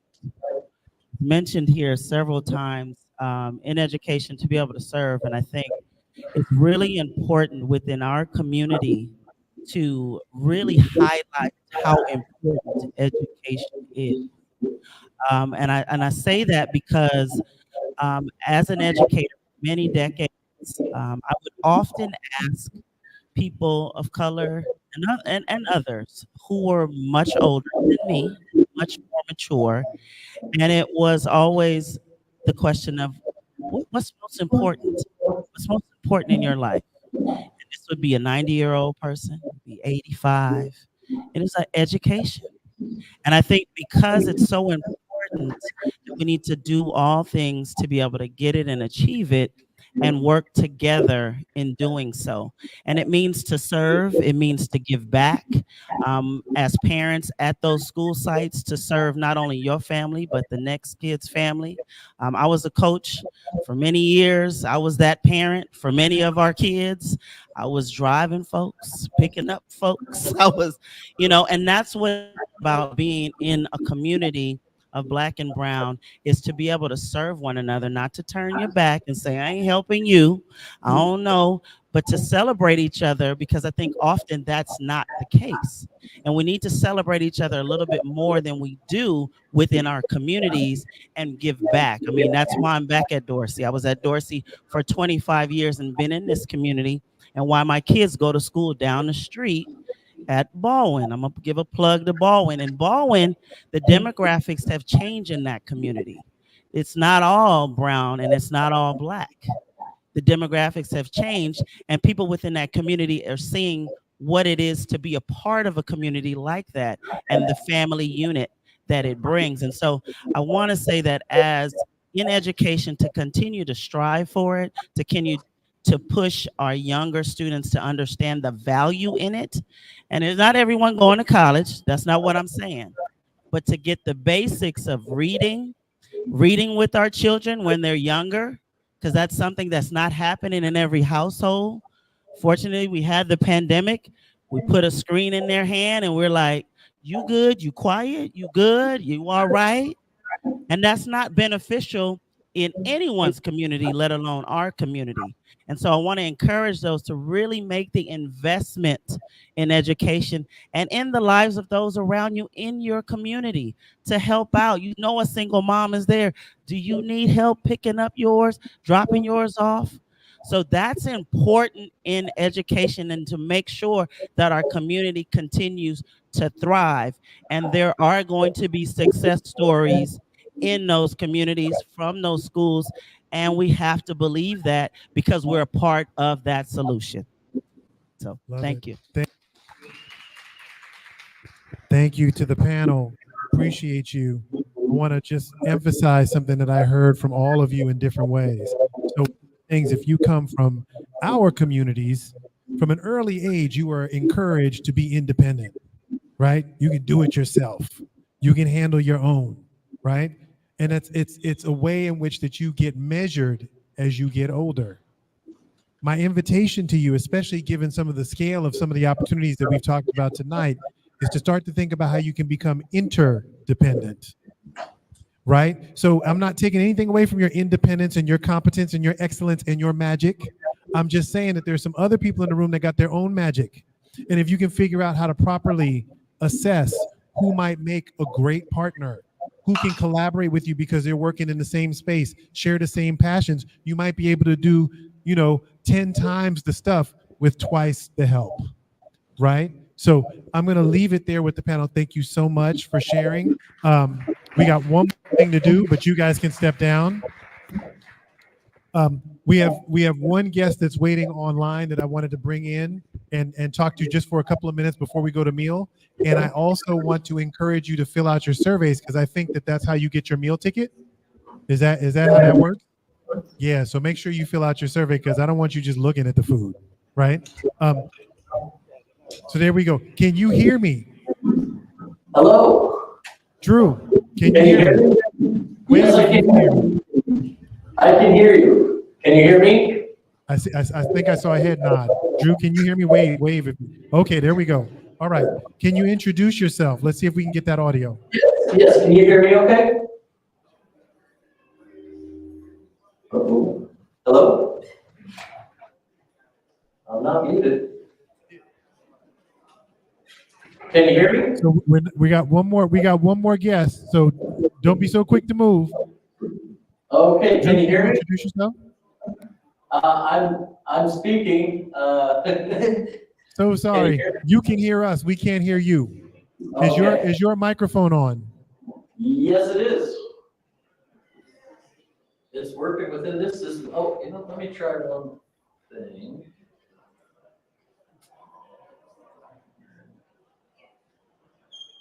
I don't know. Maybe.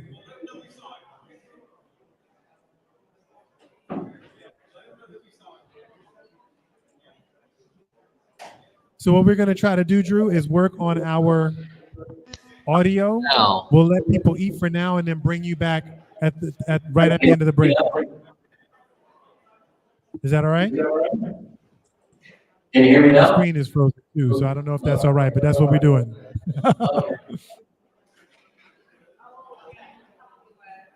Right? So we're gonna work. So we're gonna let the audience get a meal, and we'll work on this as we go, and we'll bring you in once we can. Okay.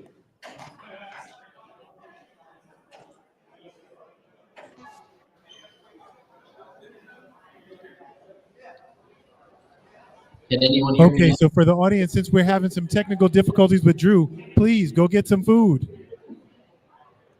Test. Also, if we could point your attention to the screen, it has 2 QR codes on it. This is how you scan the QR code to fill out the surveys. If you guys have not yet filled out the surveys, please scan the QR code. You'll find that QR code right up here on the screen. Thank you. Hello? Hello? AVC, keep testing. We don't hear you on the big speakers yet. Hello? Can you hear me? Testing? Testing? No, not on the big speaker. Testing? Hello? Hello? Hello? Hello? Not yet.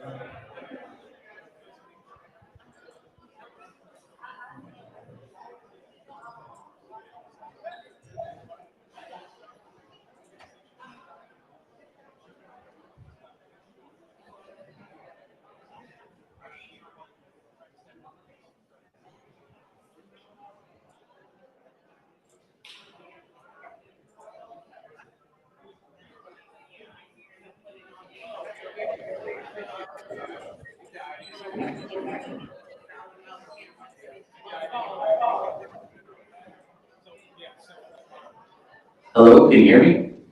Hello? No. Can you hear me? Hello? Can you hear me? Not yet. How about now? Anything? Hello? Yes, sir. Yes, sir. No, not yet.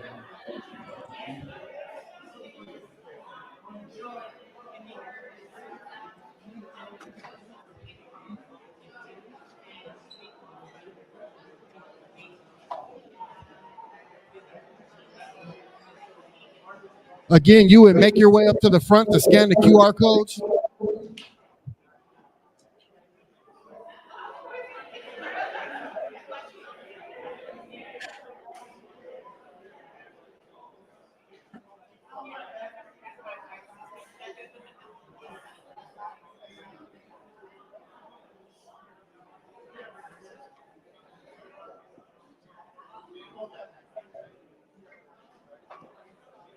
Hello? Testing? Testing? Hello? Hello? Testing? Still nothing. Testing? Hello?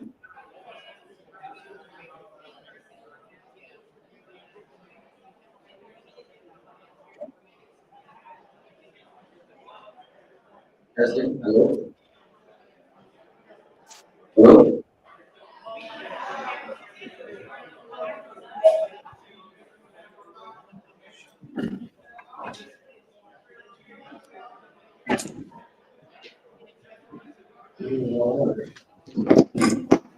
I'll try again now.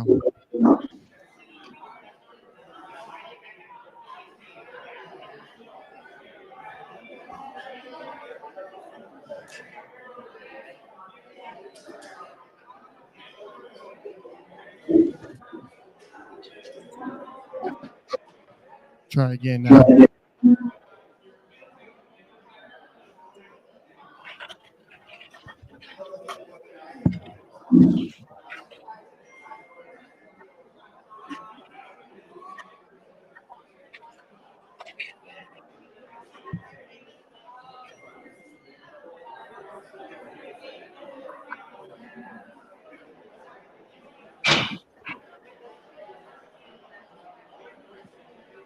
Try again. Hello, can you hear me? Yes, but not through the right output, so bear with me. Okay, well, that's closer. Try again. Hello, can you hear me? Testing? Testing?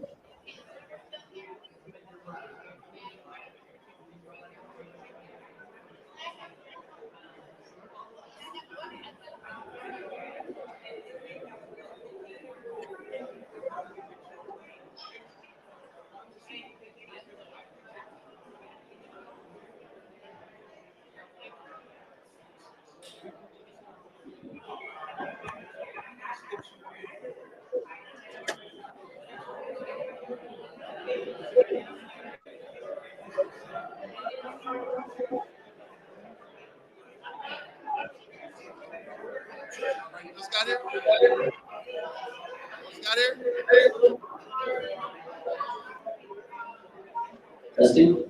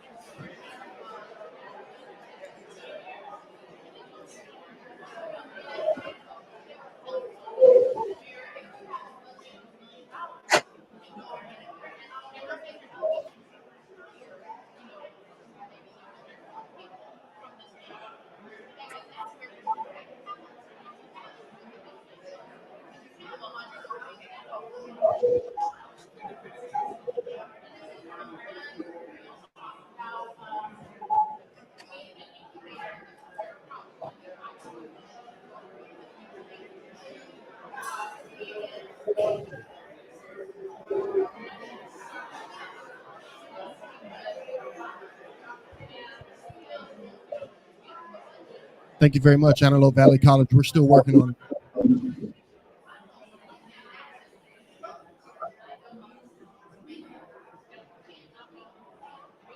Go ahead and try now. Testing? Testing, can you hear me? Testing? I'm speaking, can you hear me?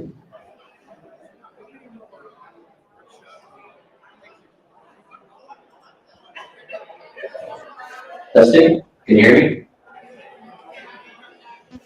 Testing, can you hear me? Trying all the microphones, can you hear me? Hello?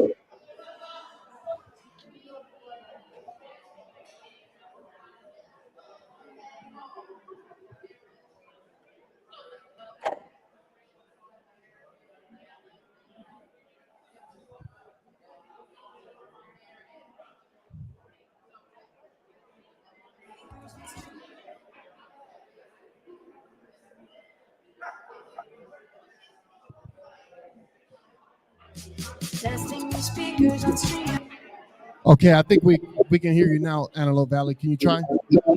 Hello, can you hear me? Hello? Hello? Testing? Can you try again, AVC? Testing? Hello? Hello? Hello? Can you hear me? Testing? Hello? Hello?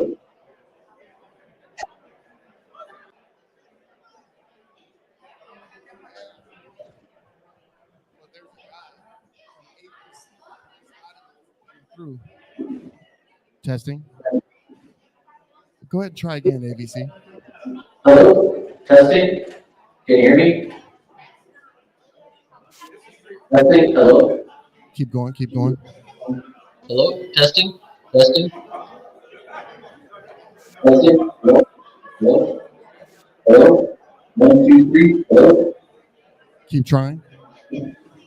Hello. Testing. Hello. Speaking. Hello. Testing.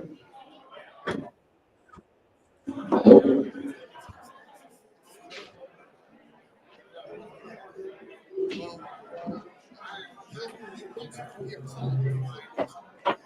Well, thank you for coming. Go ahead again, sir. My part that they're missing, so.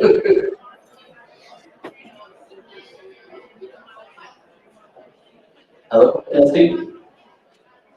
Try again. Try again. Hello. Hello. Have a good night. Thank you. You too.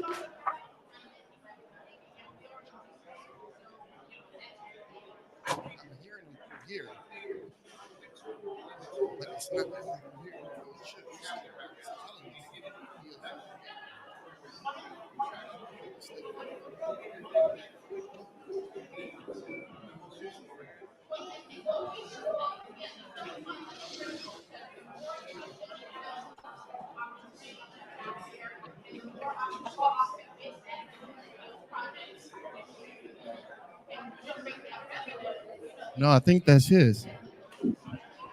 Hello, testing.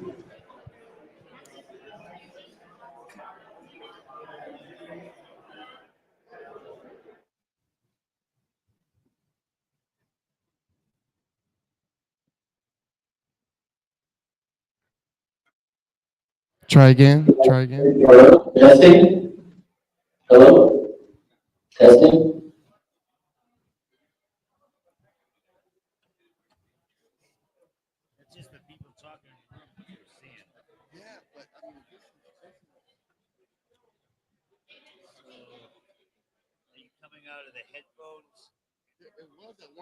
Testing. Hello.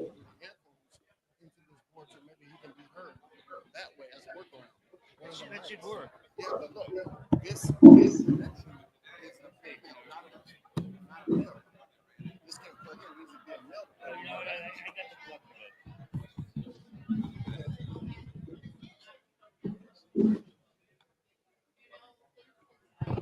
it. Bear with us. We're getting close. AVC.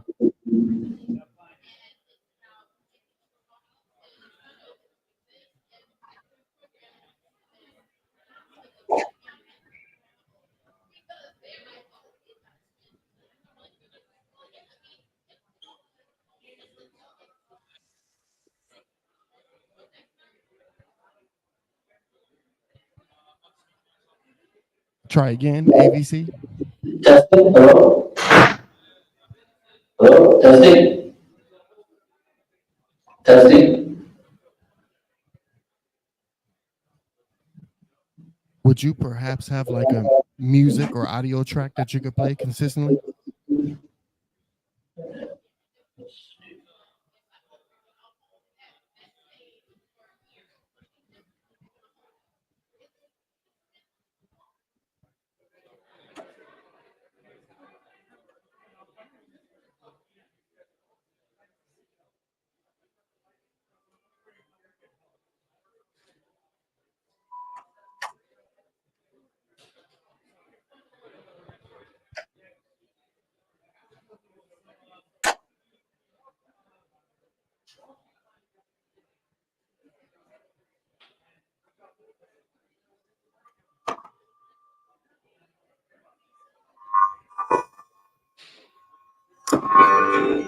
Mother.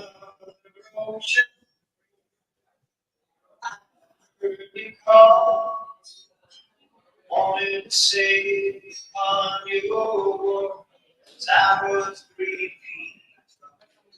You say it all. You say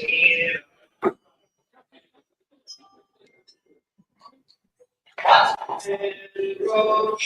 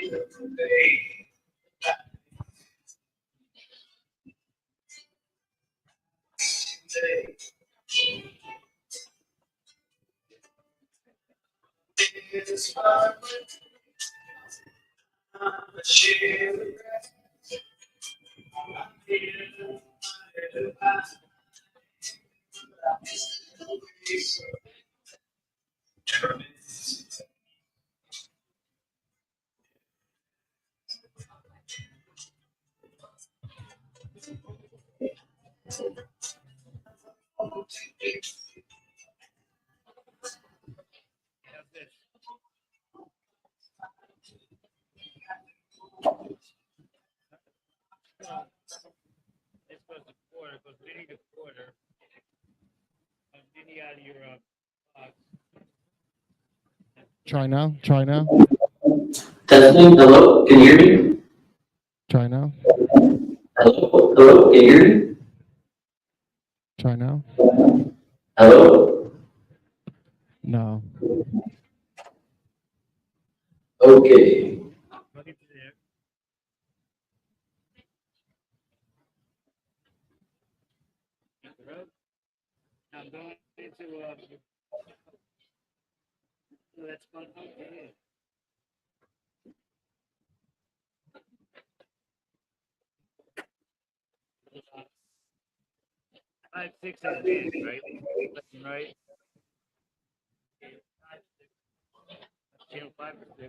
All right, try again. Testing, hello,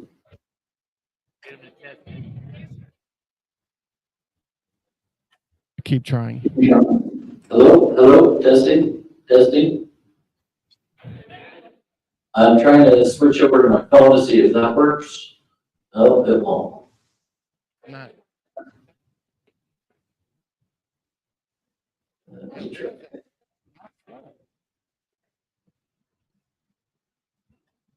I'm trying to download the app on my phone, see if we can get that to work. That could very well work. Okay. Sit up.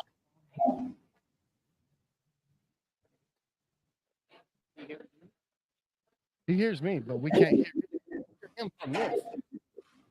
I mean, how? This is an iPhone. You don't have the proper adapter. Huh? Not like this is an iPhone. iPhones don't have the same. No. You have to have an adapter. Hello.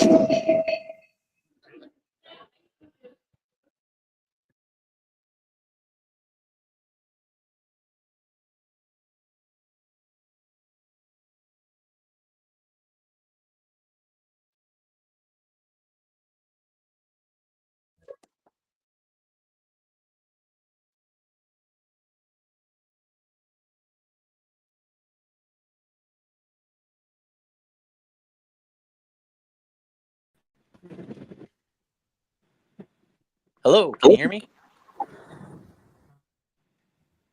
Hello? Where's my? Hello? Yes. Okay, is this working? No, we don't need that.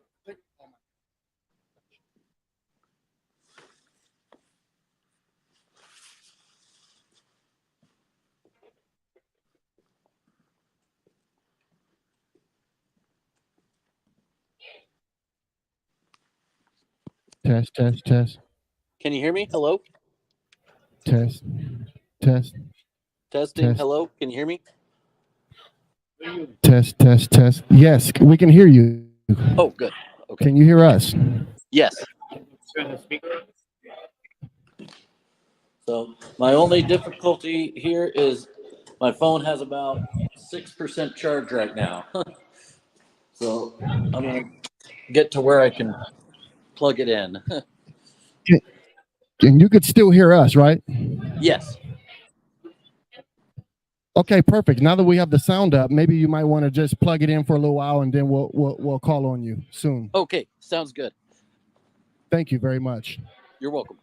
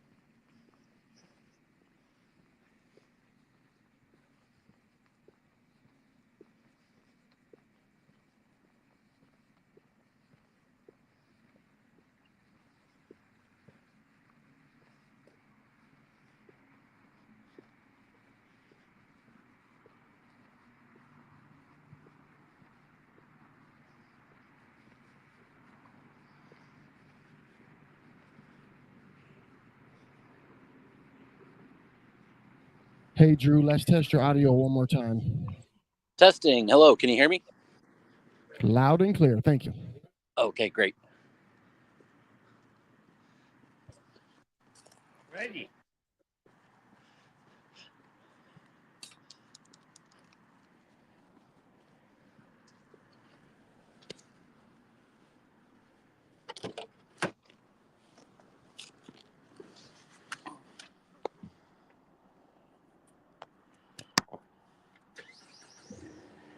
Again, those of you who have not filled out the form, please scan the QR code on the screen. Scan the QR code on the screen and fill out our survey. Thank you.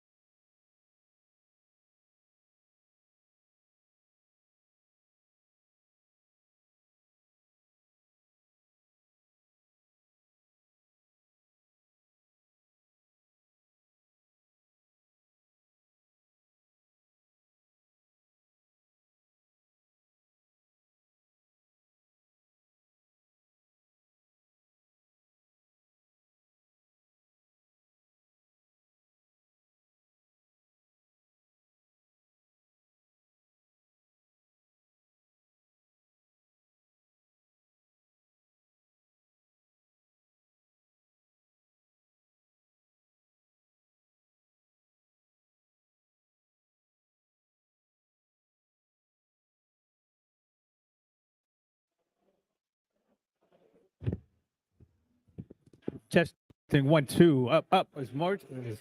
Up. Hello, everybody. Hello. For those who have eaten, if we can get you guys, hello, just for a second. We have one more part of the program. I want to see if we can get these first 2 rows filled up. So if we can get everybody who's standing and eating, bring your meal with you. We want to get these first 2 rows of seats filled up and then fill in from there. This is a panel, a very important panel, and this will be able to take us home. So we can get everybody to start moving up with their meals right now. It'll help us get to the root of the matter. The conversations will still be good afterwards, but we need to get this program on the road. I'm gonna start calling people out. JP, Sterlina, JP, start walking. Start bringing. Ted, bring your Coke.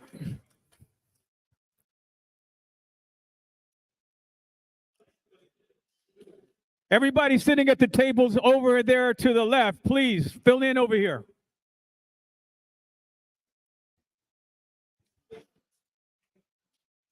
Miss Linda Franklin, come on up. Sterlina, come on up.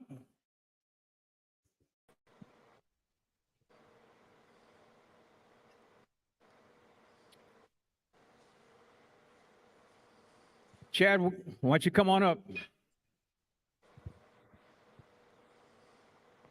Let's fill in these first couple of rows.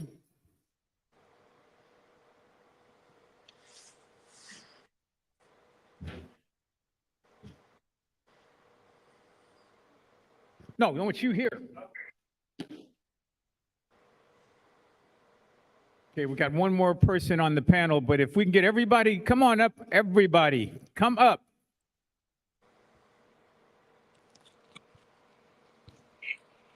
This last panel is probably one of the most important ones to me because we get real. And we talk about some of the things that are hard to talk about amongst strangers. But I hope that all of us become friends after this thing is over. But we're going to be talking about barriers to entry and getting recommendations from people, from Black and brown folks. We need to figure out how we can get better at getting where we need to be. So I'm going to try to see if I can get anybody else brave enough to sit in the front row. A few more people in the back. Yeah, waiting for I saw her go to the car, but I may have to start without her. Okay, so we'll turn it over to Jay. I'm going to give him a few minutes just to warm us up. I can't take a wired mic. Thank you.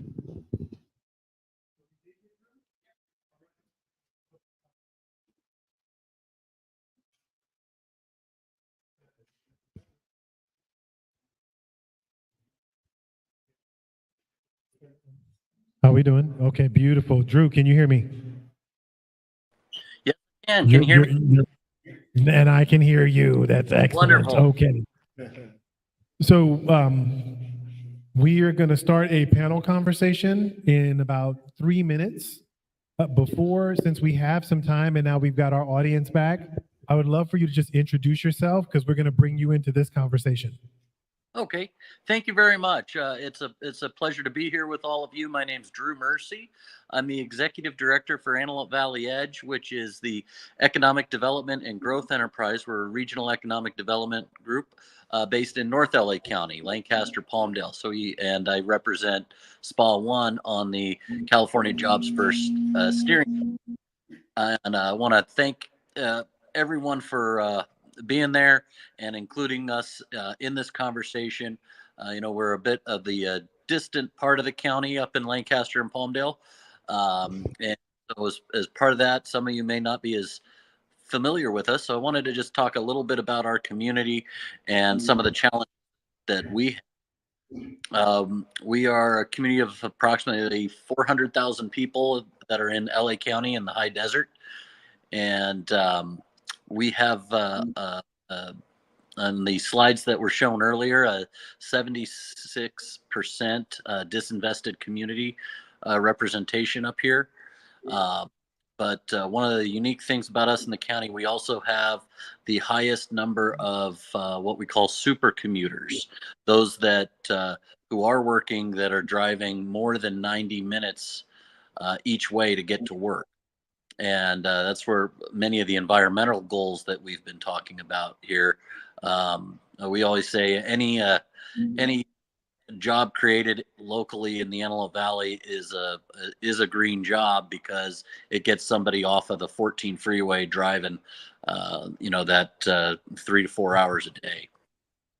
We have some other challenges as well, barriers within LA County, being that we're somewhat remote. We are consistently underfunded by the county. We get back about 25 cents on the dollar of our tax dollars that go to LA County. And that particularly hurts us when trying to serve our homeless population. SPA 1 gets the least amount of dollars per homeless resident of any of the spas. We get $277. Other spas get between $2,000 and $4,000, and it's a particular challenge up here when we're talking as we are about the climate. We're in the high desert. We've always had a large number of 100+ days in the summer, and so it becomes very hard to protect that population in the one area where the weather can kill people when we're underfunded. So that's some of our challenges. Again, I mentioned the high percentage of super commuters. Again, out of 400,000 people up here, about 80,000 commute to LA. And so I say that, opening up local jobs here is not only environmentally friendly, but then it creates broader opportunities through the rest of the county as well. Historically, we're have had a lot of aerospace since the Second World War. We still have a very large presence, particularly by Lockheed Martin and Northrop Grumman, as well as many other startup and small space companies. The last 20 years or so, though, we've made a name for ourselves in the clean energy sector. One of the nice things in the beautiful desert, we have more sun than just about anywhere else in the country. That's led to quite a few industrial solar fields, as well as testing new and other types of solar power, of solar generating technologies. Our city of Lancaster recently large portion on the east side of our town, specifically for hydrogen development. So we've really embraced that green economy. And the other side of things, though, I say workforce development continues to be a challenge. We need to get more training programs for people for those aerospace and clean energy jobs, as well as manufacturing and logistics. The other side of the things that make us kind of unique in LA County is that we have a lot of wide open space and room to grow, and the ability for large industrial logistics and manufacturing facilities that we want to promote. I think that kind of covers us in that 2-3 minute nutshell. I want to thank you for your time and for learning a little bit more about us. Thank you, Drew. That was quick and informative. Can you tell me a little bit more about some of the initiatives that you're involved with? Yeah, so we actually have a kind of cross-county initiative with Kern County on aerospace workforce development. We're coordinating it with 3 different community college districts, several high school districts, and dozens of employers. We have a lot of groups up here that have been aerospace focused for a long time, but a lot of duplication of effort. And getting workforce development to feed that pipeline for the needs of the aerospace community is not only good for our residents, but good for the industry as well. As part of that, I think the biggest challenge is finding classroom space. We have some great programs at Antelope Valley College.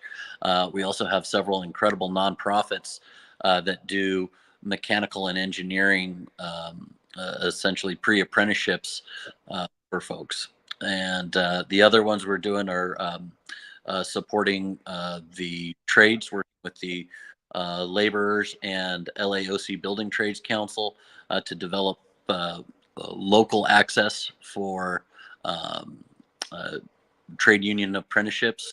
Those have been very promising out here, again, with a lot of the solar we're doing to fill those positions, working closely with the IBEW and other. Wow, that is a lot. All right. I'm going to, first of all, thank you for everything that you do. And I recognize that you've just laid out about a dozen different challenges that are all kind of layered on top of each other. That's a lot. And I think it is an illustration of where social impact organizations can fit in by trying to peel off one challenge, not necessarily all of the challenges at the same time, right?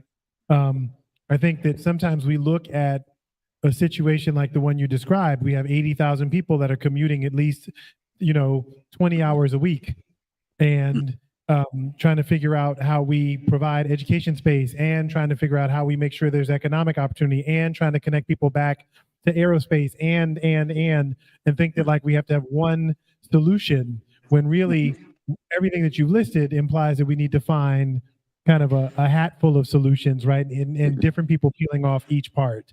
So Yeah. I appreciate the work that you're doing, and hopefully we can figure out some ways to support you. In the meantime, I also want to bring in our in-person panelists and ask them, wasn't me, I paid for my stuff. Our in-person panel, and have them introduce themselves as well. So I'm going to start with Linda. Do you have oh, those don't work? Okay. Linda Kelly, Fathers and Mothers Who Care. I'm part of the initiative, and I represent homeless, veterans, and seniors. I'm Chad Hunter, Brotherhood Crusade, coordinator for employment services, represent SPA 6, South Los Angeles area for ages 5 to 24 years old with workforce development. Hi, everyone. My name is Sterlina Cerritos. Hello, everyone. My name is Sterlina Cerritos, and I am the Director of Business Development for West Cal Academy. We run California's largest pre-apprenticeship program all throughout the state, north to south. Okay. There's no mic? Okay. So what I want to make sure we do, so this, we've talked about region, and you've heard Drew talk about some of the unique elements in his region. We've talked about some of the challenges in this region. We've talked about some of the historical and systemic issues that we're working with. We've also talked about downtown, some of the issues around language differences and so on. We've covered that piece. What we've also started to talk a little bit more about is race and culture and its impact on opportunity. And this is where I think Kevin was talking about how we want to get real with this final conversation. I want to hear more about some of the unique challenges that you face, some of the unique ways in which we deal with our kind of disinvested populations, right? And what makes some of those challenges unique, and what makes those communities unique, and some of the things that we need to do. So I'm going to start with this very broad question, which is, when you think about the work that you're doing right now, how does race come into play?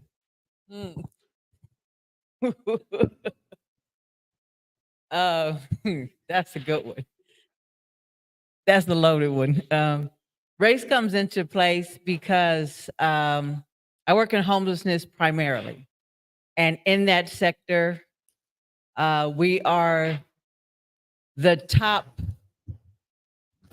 I'm trying to be politically correct because right, this is real talk. It's real talk, but it ain't real talk. It's No. between.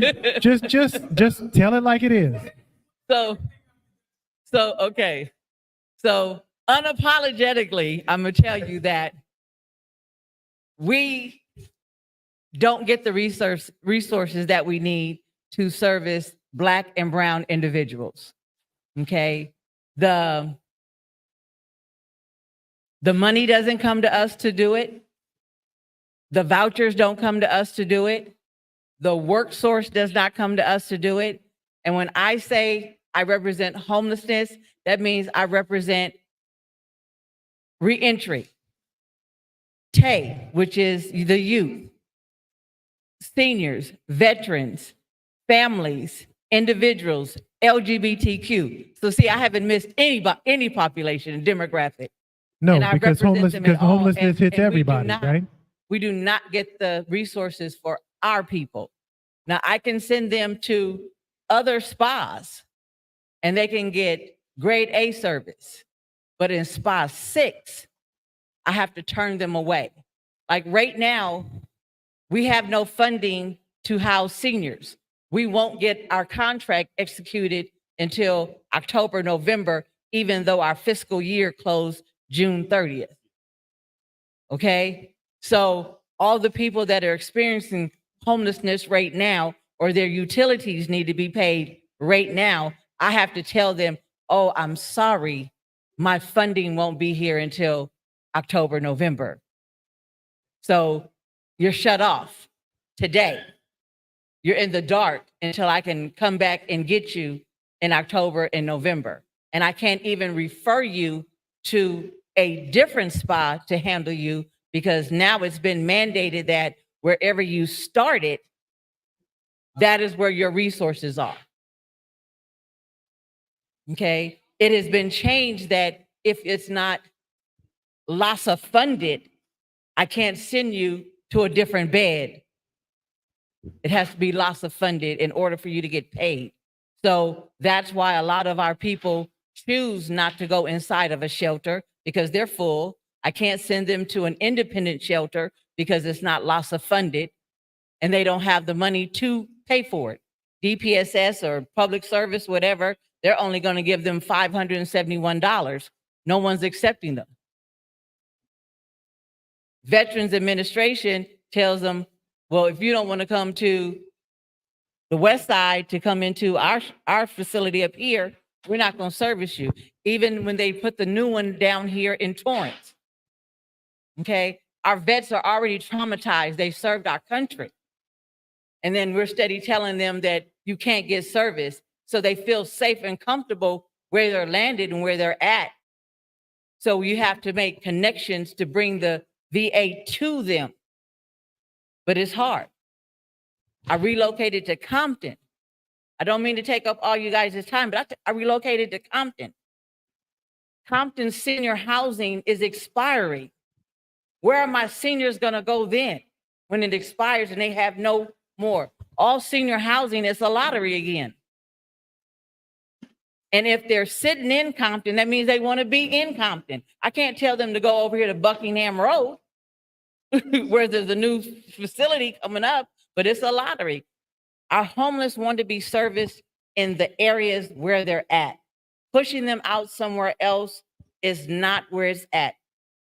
Homelessness has a different face. It's not always the crazy person that they want to see. I have families, I have full families that come take showers, send their kids to school. They go to work. It's not all about the person hollering and screaming. But then that's another issue because we've talked about home safe and we're putting them in permanent housing. They don't know how to live in permanent housing. They've been on the streets for so long. So then now I'm jeopardizing the people that do know how to live inside because now I do have a crazy person with a little bit of mental illness running up and down the hallway. So now my families are scared to come outside. So we're not really touching the problem intentionally. We're steady putting Band-Aids on it. Ashe.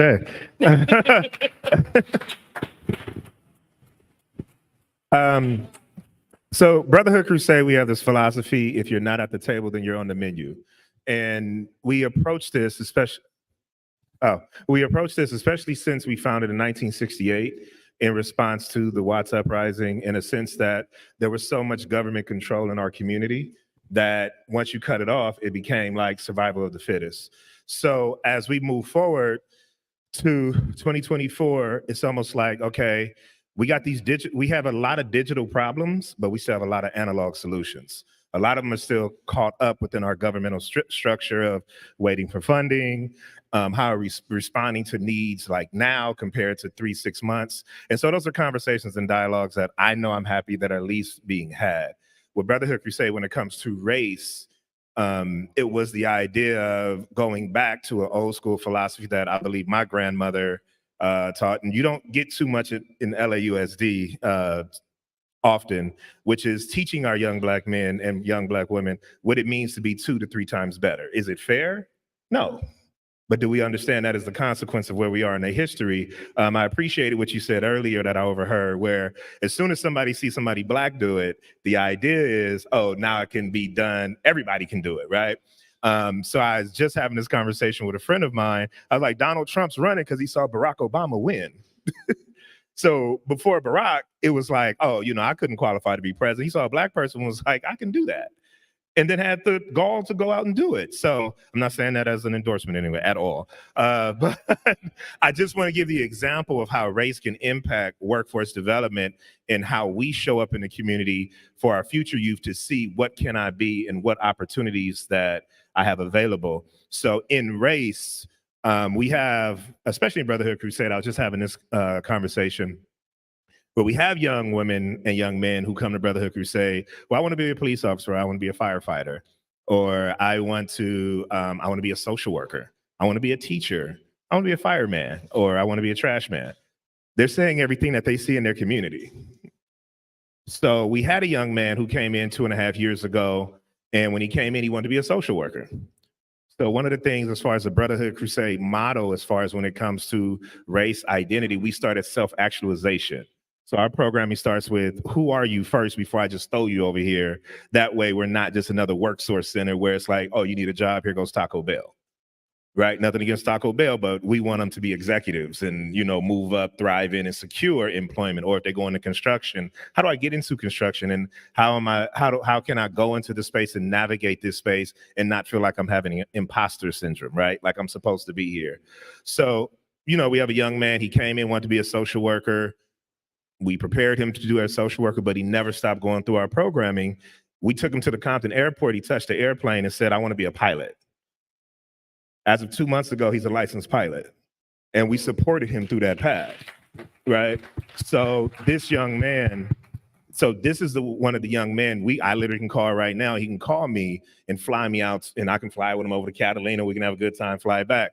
Interesting thing, on the other end, we have employer partnerships where we have partnerships with Black-owned airline companies that actually have hangars at LAX that fly cargo. So we're about to say, hey, young man, owner.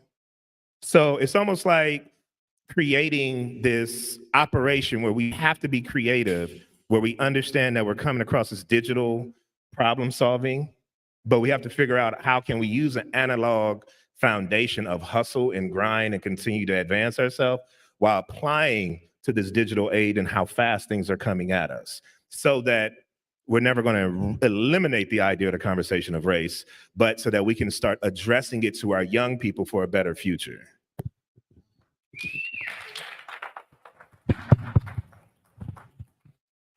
Can you go over the question once again? Sorry. So thinking about what you do with your organization, how does race impact the work? So we work within the LA County probation halls and camps. And it is well known that there's a disproportionate amount of Black and brown young people that are being incarcerated. I mean, even for just the dumbest things. So one way that we're impacting the Black community, the brown community, is we take our West Cal pre-apprenticeship program into the halls and camps, because they're in there, they can't come out. I mean, we've tried different methods of having them go to field trips outside, which I think would be very extremely impactful to bring them outside of those walls. But because we can't do that due to the restrictions of the LA County probation, we bring the industries to them.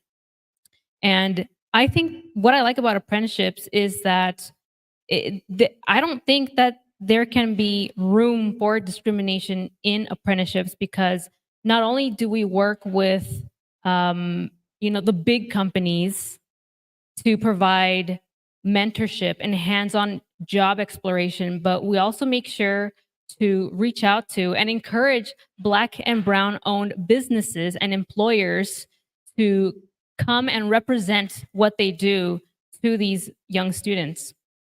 So I think something that is definitely needed for these students is they need a support network.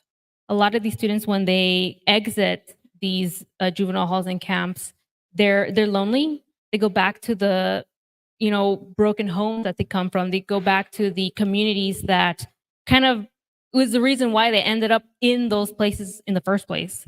So we offer mentorship, we offer the support network, and we make sure that the people that we hire to be industry representatives relate to those students inside, because it's really hard for us to say, let's say we invite someone that is a white CEO, and he grew up in a privileged area, and he goes into the housing camps, and it's just people of color, students of color. They go, how can I relate to you? I don't understand where, I mean, you got your job because you're white. Because a lot of these kids, they say that out loud.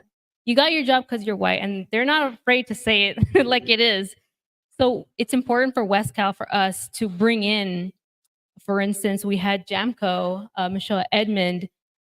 She is a Black-owned business, Maritime Foundation. They just came from Oakland down to LA yesterday. And we're talking, and she was actually on the panel yesterday talking about the opportunities that she focuses on to the Black and Brown community. We're actually inviting her to a career fair that we're having at Barry J. Nydorf. And she wants to actually help onboard these young men. A lot of these boys in our classes, they're young Black men. And we know that they are the ones that need these opportunities the most, especially because a lot of them have, tattoos. None of them, there isn't a lot of employers that are going to want to hire them because of the way they look. But we understand that they still need a chance. And that is why we work with brown and Black employers to give them a chance. They'll look at them and they say, we saw you at Barry J. We got to know each other. Let's talk some more. So when you come out, we're going to be waiting for you right here to give you an opportunity to thrive. Thank you. That's what I'm talking about. Right. So one thing that you heard here is access, right? That, when you show up coming from a certain background, sometimes that closes certain doors, and you got 3 people on stage, and a lot of you are actually doing this work too, where you're just kind of like, leaning on the door just to open it up a little crack so that some other people can sneak in, right? But that is a real challenge, especially, Sterlina, what you just said about how people look. Even when we're part of these communities, sometimes we take certain signals from appearance without getting to know folks and what they bring to the table and what kind of character they have and stuff like that. And when we step outside of the community, obviously those people are dealing with a much larger population that may be making many more assumptions about them as soon as they walk in the door before they've even opened their mouth. So thank you all for doing that work. Question 2, go ahead. Just wanted to add, there's a young man in our program, and he is Afro Latino, and he has tattoos on his faces. And we understand that just because you have tattoos on your face doesn't mean you are a bad person. It doesn't mean the doors should be closed. And I told him at the IBEW, International Brotherhood of Electrical Workers, you see a lot of people that are Black and brown. They have tattoos on their faces, and they're making so much money, $80,000, $100,000 as electricians. So we're making an effort to bring those type of people inside and say, look at him. You too can make just as much as money as he can. And it doesn't matter the way you look. So just wanted to throw that out there because it made me proud. That's key. And so my next question for you all is going to be around access. But just to put the point on this question about appearance, isn't it ironic that when it comes to culture, when I say culture, entertainment, right? Film, TV, music, dance, sports, etc., that the people that have that look are the ones who set the culture, are the ones who everybody's trying to imitate and emulate and follow, right? But then we step into the professional world, and then those people who, by the way, If they need to take a meeting in the professional world, right? That hip hop artist or that athlete, everybody else is trying to make them feel comfortable in the professional setting. But if you come off the street reflecting that same culture, a lot of times you can't get the time of day. And so we have to teach folks to be able to live in multiple cultures, right? And we have to also be mindful about kind of creating the access. But I also want to talk about awareness. So, you know, we've heard people talk about services they offer. We've heard today about resources that are going to be available and some things that are coming online. You've heard about other organizations that are trying to help organizations. And for many of you, this is the first time you're hearing about those things. And I've got 3 people on stage who have services for people who have, you know, acute needs and nevertheless may have no idea that you're doing what you're doing. So can you each talk a little bit about what you do to raise awareness and actually make the connection so folks know that you were there and they can take advantage of what you have to offer? I say the first thing with Brotherhood Crusade, follow us on Instagram, BH Crusade, at BH Crusade. You get a lot of resource and understanding there. A lot of how we've been built is word of mouth and by brand recognition from being in a lot of different spaces, from Taste of Soul to the gala to the golf tournament. But as far as the work goes, access, it's also building strategic partnerships with employers who not just can give internships, but can offer long-term employment once that's done. So for instance, we have a partnership with LA Tech. When we started this was about a year ago and they came in and I really appreciated what the founder, creator, CEO of, not creator, I think he's the founder of LA Tech said, which is a white man. And he said, as he was coming through tech, he started realizing how he would show up to rooms and he would see nothing but white men. And so he said, how do I get into, and this goes back to what I was saying about being strategic in digital solutions. He said, you know, how do I find more Black and brown and disenfranchised community come into tech?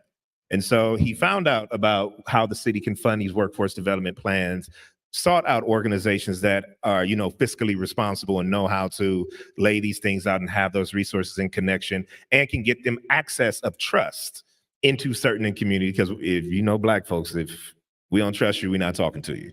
So right now, one of the things he said that really struck a nerve with Brotherhood Crusade was, he was like, how do you get into the tech field if you don't have any tech experience? Because the first thing they do when they ask you at an interview is what? Do you have any tech experience? Well, I got to school and I got a bachelor's degree and I got a master's degree, but who have you worked for? And so he said, I wanted to create this opportunity where we partner with venture capitalist company where we can actually get interns who come in through a workforce development plan. They go through our training, and then at the end, the possibility of working with one of the Fortune 500 tech companies.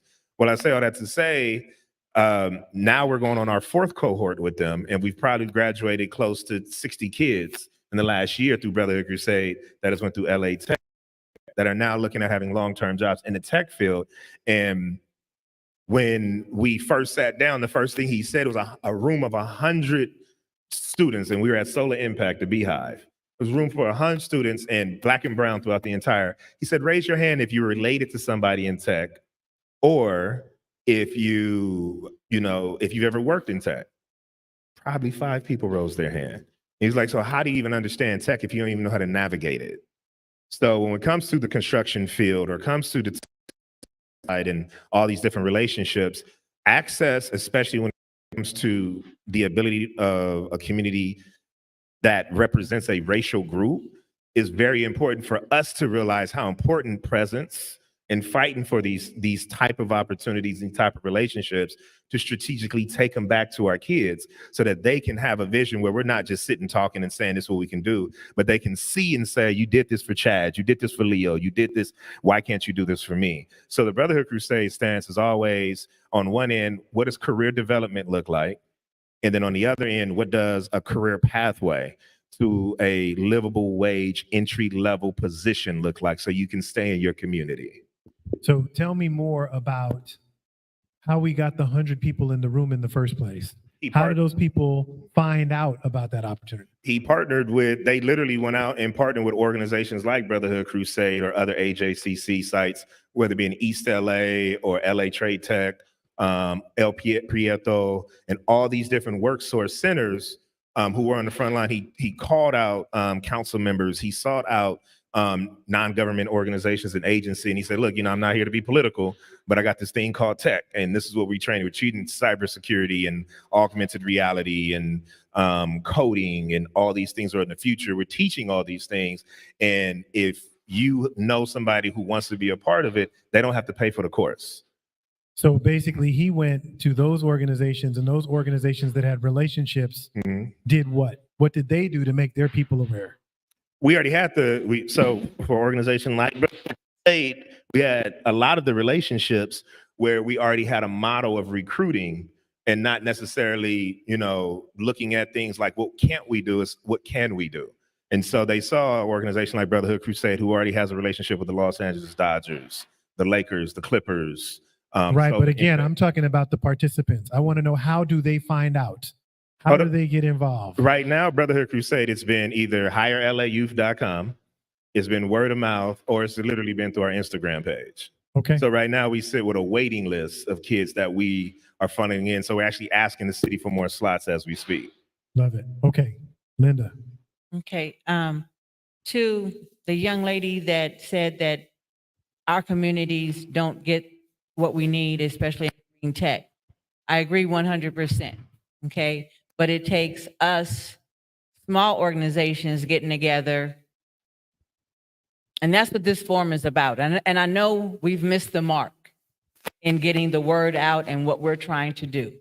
So I'm going to stand on that, and I know we missed the mark, because we have hundreds and thousands of our community here saying what they want, and that's what this was supposed to be about, okay? The communications, the networking of getting together before September to write, say, our neighborhoods need good fruit in our stores without buying at Whole Foods where it's going to be higher and the EBT card is going to run out. But we're not there yet, and we need to be there, but we're not there. And that is our problem, like you said, getting the word out. We missed the mark. The state of California gave us a deadline that we had to have this done. We rushed. They gave us the money late. They gave Kevin the money late, and expected him to do a job without all the proper tools. And that is what mostly time happens in our community. What is going on in other neighborhoods, they knew about this long, long time ago. I'm talking about a year or two. They gave it to us at the beginning of last year and said, hey, you need to do this. And then it took us so long to frame it where we were able to include our community to have a say. And that was a battle. And then after we got that passed, then they says, okay, well, you took too much time on that. I need you to just go out here and throw these 5 to 6 events together and tell the community that this money is here. So even though it was social media, even though it was word of mouth, even though it was a bunch of organizations that we corralled together and we were supposed to tell each other, hey, these things are happening, we missed the mark.